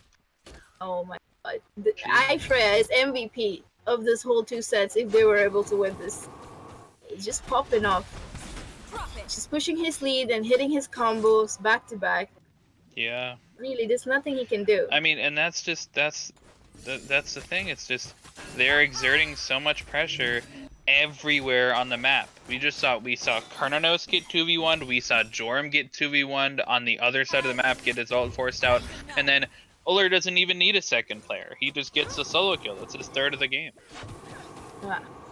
And the map is spread too thin for Zodiac, and plus they're behind for them to make any impact. And we took that as playing to their strength.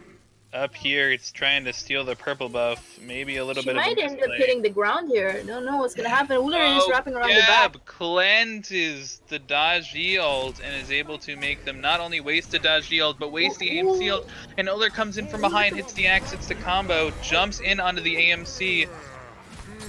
I don't know if they're gonna get this kill, though. It takes the tower down. Yeah, AMC beats that and Khan got out. And shields come in to play. Nothing else is gonna happen. I think it's gonna be a stall. Right now, they might look at Gold Fury now. Ooh! Yeah, they should definitely look at Gold Fury now. They got a kill on that as well. Put him on his passive. I don't know. They should go for Gold here, actually. Yeah, going for the typical play. Totally in the typical skirmish going over there. It was a really good fight for We Took That. Yeah, it was a fantastic. Naja plays a little bit too aggressive in my mind by trying to go for the purple buff when 2 people were in lane. But, wow. Yeah, Zuckrax comes up and cleans up. I think he got lost. He got a little bit of, cornered there in his vision. Because he definitely could have gone into the Naja who was backing right in front of him instead of trying to chase the almost full health Sononos. Yeah. But all in all, got the support. It's not the biggest thing. Better than nothing. Yeah. But like I was saying, Naja makes, I think, a little bit of a bad play, and he doesn't have beads, he has blink. So Daji ults, and he's getting ready to pull him back in right into the AMC ult, and Geb comes around, hits a nice shield, and they just are able to turn the fight. Uller makes a very nice rotation. I think Sol was backing to base and wasn't able to be there. But yeah, they just come over. Wrapped around the back. Steals the red with a bladed arrow, dude. Ooh. Wow, but he's getting 4v1, might get pulled back in, and he will, and they get this shut down on the Uller. That's massive. Yeah, he was 7-0, so getting that shut down is very good. Getting some gold on every one of the players. But again, the big thing here, he stole the red. And that's really all that matters. It's really all that matters. It's the mind games that wins the game at the end. We all know this. Yep. Anyway, that was Uller's beats. Around next time, should be really careful in playing aggressive like he has been, or else might get picked by this Daji. Daji caught up because of that. He Looks was like they might kind of try behind. and gank the Kronos here. Daji threes in, but Kronos dashes right through and is able to... Yeah, they were scared. They didn't have vision, so they expected a rotation from the We Took That team. But it could have gone into if they had much more information. Good attempt. Yeah, for sure. I mean, it's good that they're looking for these plays, but at this point, they are very far down. 13 minutes to game, 4K down. Definitely a lead that you should be concerned about. I'm surprised that they haven't gone for Pyromancer, though, in all honesty. It seems to be a completely free objective. They're grouping up in the middle lane, and looks like they want to pressure this mid-tier 2 tower at 13 minutes in the game. Double hunters right here. And he hits the chains. He's gonna 100% get pulled here. Geb was nowhere near and has to spend the Aegis, and looks like he'll be hitting the floor. Yeah. He should be dying here. There's no other way. Yeah. Exactly. Took a very wrong Does fight. get pulled. Yeah, I mean, great play from the Daji to take advantage. That's twice now. So they got Uller beads a while ago, and now Uller's 2 deaths have been while his beads are down. So great plays from the Daji to be able to focus on that bead timer and take advantage of it being down. Massive props to that. I still don't dislike the play from the Uller and the Kernernos, right? Because that's the advantage of having double hunters is your tower pressure and your objective pressure. So Yeah. I think that But a I'd little bit rather later- follow the lead, right? I rather would follow the lead of my Geb instead of my Naja because my Geb will be the one who will be cleansing me when my beads are down. So them Sure. being aggressive at that tier 2 without the Geb was on its way. They just had to wait a little bit. If they just waited, had they waited, it would have been a smoother fight. Now they're, speaking of Pyro, that you mentioned, they're attempted it right now. They're going for this Pyro. Yeah, and trying to man, pick this it's up. taking Neja a little bit, but I don't think that Jorm has any idea that it Yeah. should be just pretty free. I can't I'm spectate a interested- Jorm. Like, it's so funny. What? Oh, okay. Sorry. The Jorm. I was gonna comment on the Jorms. Oh nope. Who gets a kill? They It's a mid lane triple fight. gang, Skirmish. killing right or killing left, but they managed to trade that out and get a kill in mid. Sorry, a lot was happening there. So they Yeah. 3-man gank the Kernernos in left. He's been alone for a long time. They've tried to gank him several times. They finally bring the AMC and the Daji and the Kumba over there. They managed to get the kill. That's great. But at the same time, because they bring all the people over there, Soul gets caught out in mid and she doesn't have any help. And obviously, we're just, expanding on the other's lead here. He's now 4 levels ahead. And that's just going to get worse. Just going to get worse. For Zodiac, being able to even get the Sereno skill is massive enough. Anything they can get off the map, it'll be huge for Zodiac. Anything to get gold off of To is stem the the best thing they bleeding, yep. can. Yep, because they've kept it at this 4K gold lead. It could be a lot worse. But they've generally kept it down here. But right now it's not. I mean, really, they can hold the game. I'm really truly am convinced that if they manage to hold on to the game here and just get it towards the late game. Yeah, Daji seems like he caught off Uller, off God, and got the kill there. Really good. I know you're ahead. Like this is the mentality. Usually, when you're ahead, you get like a little bit ahead of yourself and try to make plays or be more aggressive around the map. But if you're playing in a team environment, you really can't do that because you might be susceptible to much more rotations coming in. Speaking of, there's a fight trying to go onto this Jorm. His team is rotating onto this fight here. Daiji goes up in the air and pulls back. And Tina ults to stun this Kumba around the back. Seems like Serenos will get out of harm's way, but Daji keeps chasing onto this, and Kumba Draghi strikes up Bellona with no escape on the ult, with her ult being down. She might also go down, but nice mez by the Kumba to cancel out her too. Yeah, And a lot going on. failed. Uranus rotates over to get that tier 1 tower. A little bit of an odd rotation. Don't very often see solo laners, or I'm sorry, ADCs in the solo lane. But it does end up working at first, but great rotation. 4 people automatically appear from the jungle here. Managed to pull in Kronos because he's lacking beads. Beads coming up right now, in fact. Pull him back in, get that kill. I'm very surprised Daji was able to survive. We saw her 1 tower hit away from death right over in between the tier 1 and tier 2 towers in Soul Lane. But very good that she survived for sure, for the benefit of the team. Yeah, Daji is the only prominent member in team that, aside from the laners, ahead. That's a good sign. Not completely behind in jungle. As Daji, you don't want to be even or behind. It's kind of lackluster in a way. Daji but over time she does scale up, and she does a lot of damage with her 1 being active. Right now, we took that. Looks like they're grouping up to get this Primal Fury. Yeah, And like Zodiac does have an idea on this. They're also grouping up. Jorm is coming into this fight right now, but Zodiac's team is nowhere near. Only 3 members against 5. Will they be Blue able team manages to get the Gold Fury, but Bellona ults into the backline and kills the Soul. Jorm is still ulting And he manages to pull back in the Geb, though, the Daji does. But Geb ults as soon as he gets pulled back in, and Daji gets collapsed upon. Jorm is now in here with no escape, but it doesn't look like the red team wants to commit anything else. I don't know if they're going to keep going on this. Uller doesn't have any cooldown. He's waiting on this. He does miss the axe. Kumba ults to Bellona into the air, but doesn't take a ton of damage from that. But Jorm's in the backline just taking basics from the Uller. And again, Naja comes in from the backline and takes a lot of damage and actually dies to the bees from AMC. Just a very disorganized fight there in my mind. The target focus is really, really lacking. And AMC comes in and he manages to get the kill to save his Kumbhakarna while Uller comes over and I guess 1v1s the Jorm, who is already at low health. And AMC just follows the Bellona and manages to get his own triple kill after saving his Kumbo yet again. Yeah. That fight was so good on Zodiac's part, the initiation. The sad part was that Zodiac's team, the AMC and Kumba, were backing in base and they were just making their way over to that Gold Fury. Had they been there sooner, this fight would have been on Zodiac's favor 100% because of the damage that they were doing. And in the position wise, we took that, we're spread thin.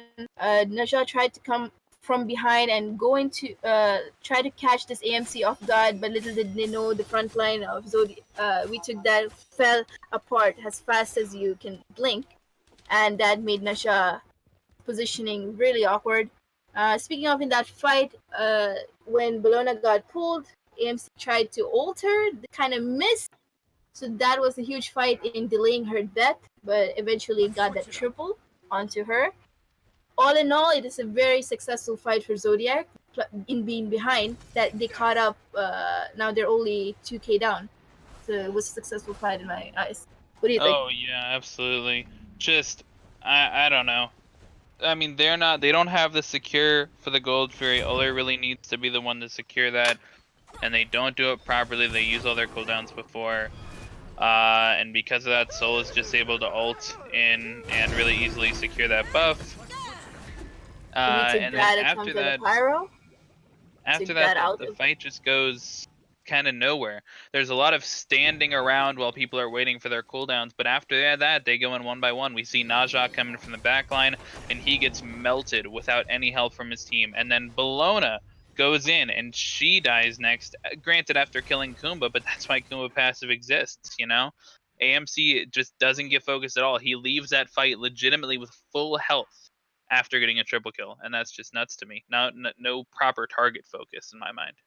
Yeah, we took that for a team being so praised for their teamwork and comms in general. That was a really sloppy fight, and calls on target were really off, and they managed to lose that off because of it. And right now it's typical. They got the Pyromancer while everything else going on. Zodiac didn't even bother after that fight to go on and check jungle or do anything else. They just backed off. Could have been looking for more opportunities in where they could have looked Pyro, but as we know, some of their members hit the ground there. Yeah. Right now, chilling, nothing much going on. Jorm is rotating here and there. The sock skin did. It's so nice, so funny. It's so I'm cute. not really a big fan of the Kumba build. I don't like Height of the Urchin in general on support, but I don't like it even more here because all of their damage is physical. Like, you should really just be stacking mid Guardian Mail. Even throwing a Breastplate of Valor on there would be good. Kumba loves to have that CDR, and you don't need the magical isolated.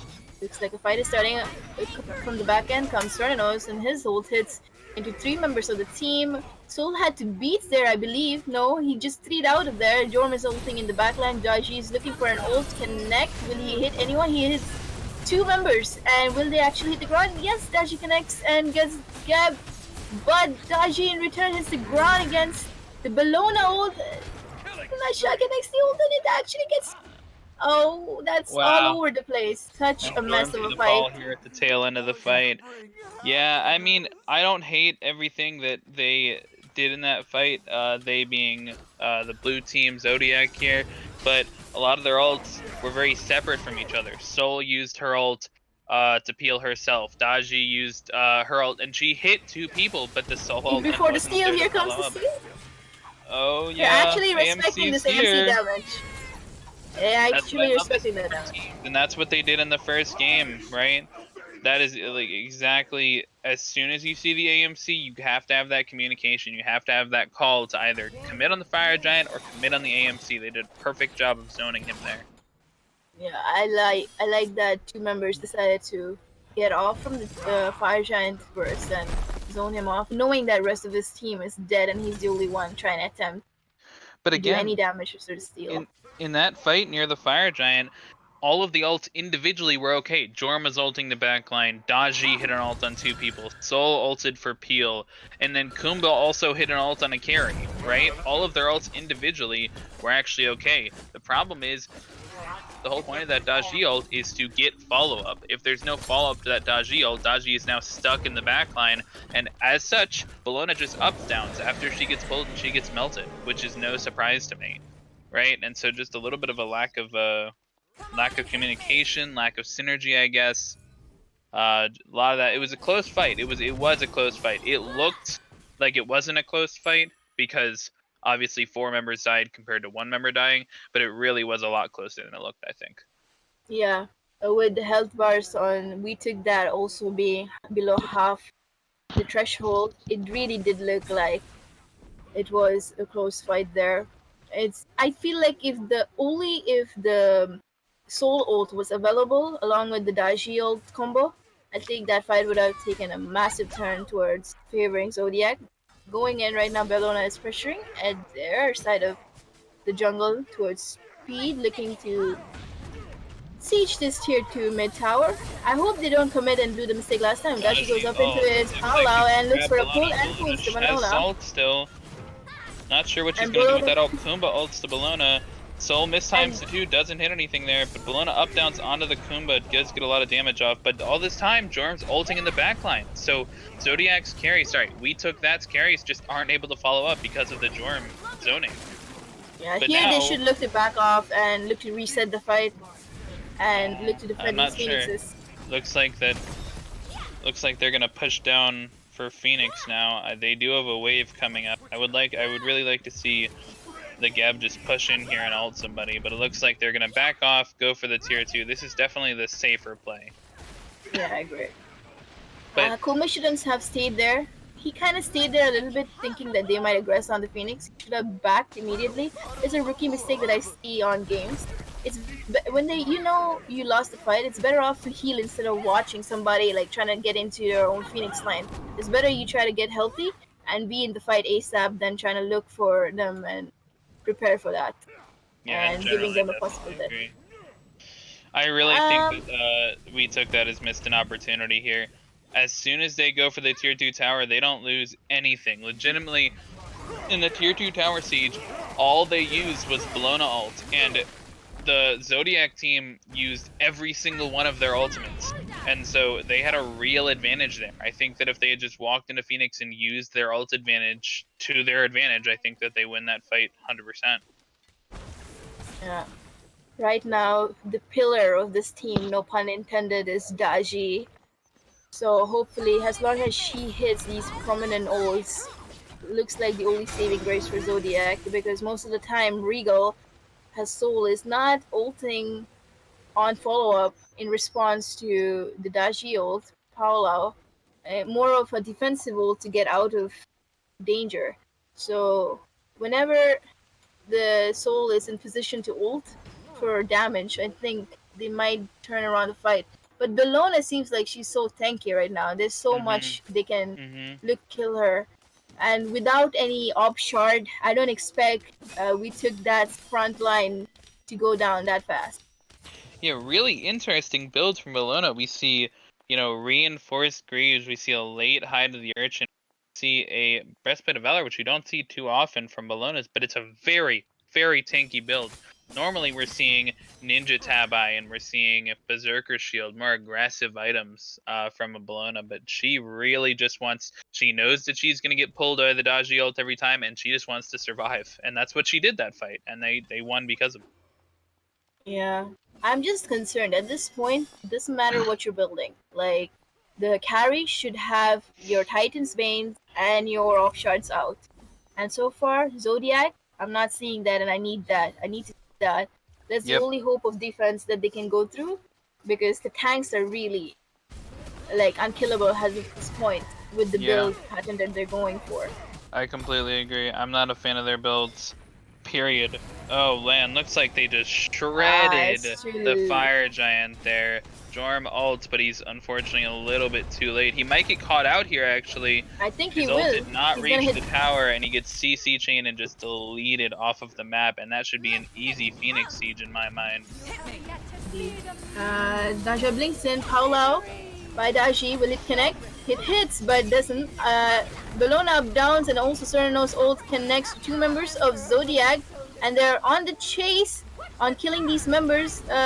Kumba decided to pop Sprinty, but it didn't connect to anything. And the Soul ult completely whiffed onto the Naja, and Soul hits the ground as well. Such a cluttered fight there. Unfortunate for Zodiac. Seems like We Took That is taking game 2 from this set as well, and we be the winners. Quick of 2-0. Very impressive from We Took That. I got to give a quick shout out to my boy Geb. I'm a support man myself. My boy Geb just saved Naja twice in that fight. He cleanses him from the Daji pull. He shells him to prevent him from dying at the very end right there. So massive props. I'm a big fan of supports saving their carries. But yeah, overall, in general, in that fight, as soon as Jorm got picked, it becomes a 4v5, and they have Frenzy and Double Hunter. I don't think that they had any chance there to try defending that Phoenix. They really should have just let it go. And so as soon as they defend it, as soon as Daji is left without an ult in that fight, everybody just gets collapsed on. Naja even misses his ult, and the fight still goes their way. So. Yeah. As soon as Fire Giant went down, it was a mistake for the Jorm or Jamin to just ult into the pit, trying to get any sort of damage off. That's not really the idea, because if the way you're building also affects the damage you're doing, and looking at the Jorm build, you're not likely to do damage with the ult. So that was his biggest mistake. Since he went to the ult, he felt like since the ult covers a large distance, he felt like he might got out, but at the end, there's so much his ult can cover, and end up coming back to where his team was getting chased out and got caught out, making it a 4v5. Then once you have Fire Giant and a 4v5 towards almost the end of the game with no towers, it's kind of a rough ending with no front line. Along with it, I'm just disappointed on the carries of Zodiac. Really, they should had, Dashi was building towards Titan's Vein, but AMC should have had it. Soul should have had Upshot before Spear of Magus, and also Bancrofts was not really the play here. Should have gone for maybe Demonic or a much better item in terms of power, and not Bancrofts, because they already had kind of anti-heal in the other team in forms of Brawlers. I don't think they have a Pestilence. No, yes, they don't. But still, the way she was getting off guard, I'd rather her go to a safer option instead of Bancrofts. Even though like Bancrofts helps in sustaining, but she didn't use it to her full potential. Daji was the playmaker for Zodiac. Unfortunately, was not able to carry this game out. I like Kumbhakarna's build, but as you said, the Ulrich, the height of the Ulrich, is not the best option. If I was the support for Zodiac, I would look for a Midgardian male, personally, For along sure. with, yeah, or even on Jorm. The Midgardian male along with Witchblade would have helped their siege potential, like make it harder because of the attack speed slow. But at the end of the day, when Jorm gets picked like that, I don't think the fight goes any worse than that. So I think that's the better team. Just seem to have won it. Yeah, for sure. I definitely think the better team came out on top here. Yeah. Anyways, I think that's it for us today. Fun 2 sets to watch. I believe we should be back with more next weekend. Hopefully. On Friday, we have on 6 p.m. EST. Stay tuned. Yeah, we'll have matches next week. We haven't decided exactly when we're going to have them, but we'll definitely have more matches next weekend. Yeah, and on Saturday again on 12 p.m. EST. Stay tuned to watch these sets and see where teams are gonna improve and be better. It's definitely exciting. It's a step up from last season and even before that. Like when I was casting last season, it was like a sleep. To be honest, like the games were going like 60 minutes each game, and no team had like an idea of how to end the game. So right now, these teams are really solid. They're really exciting to see.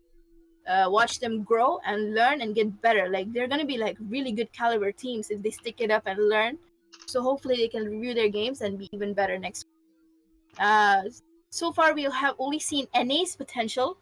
So maybe next week we get to see some EU powerhouses of SLL put on a show. But thank you guys for hanging out with us and watching this. Keep supporting the SLL show stream next week as well. Thank you for watching.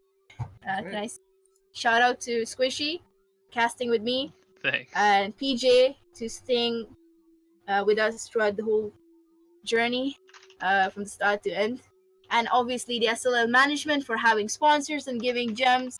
Definitely a step up from the previous ones, and it's exciting. So if you're willing to join, stay tuned for next season maybe.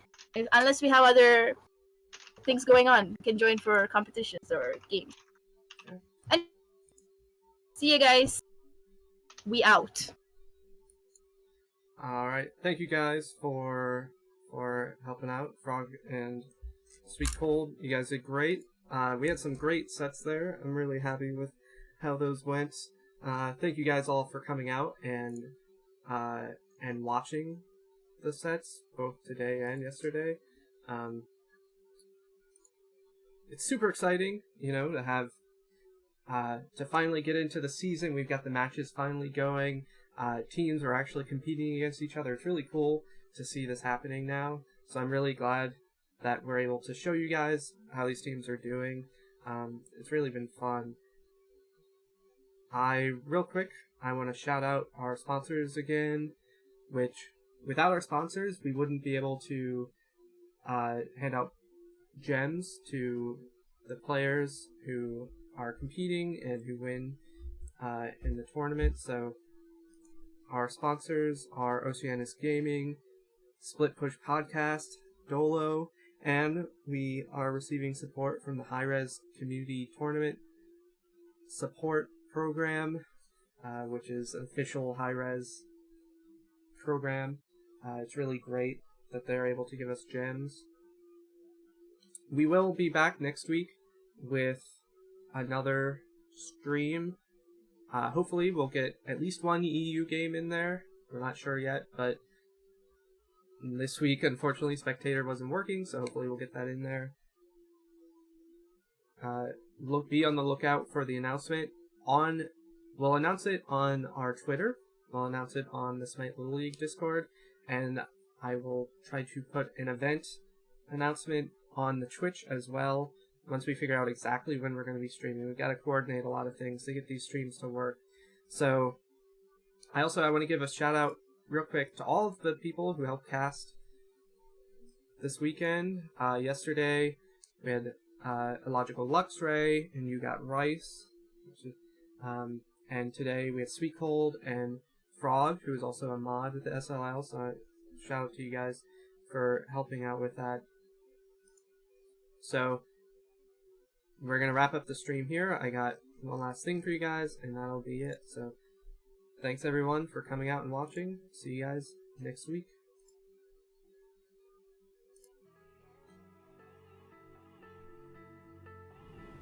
Hey guys, Nick here, one of the founders of Oceanus Gaming. Just a little intro, a quick video about ourselves and what we're all about. Shout out to the other two founders, Khan, aka Sean, and Alex, aka Data Luna.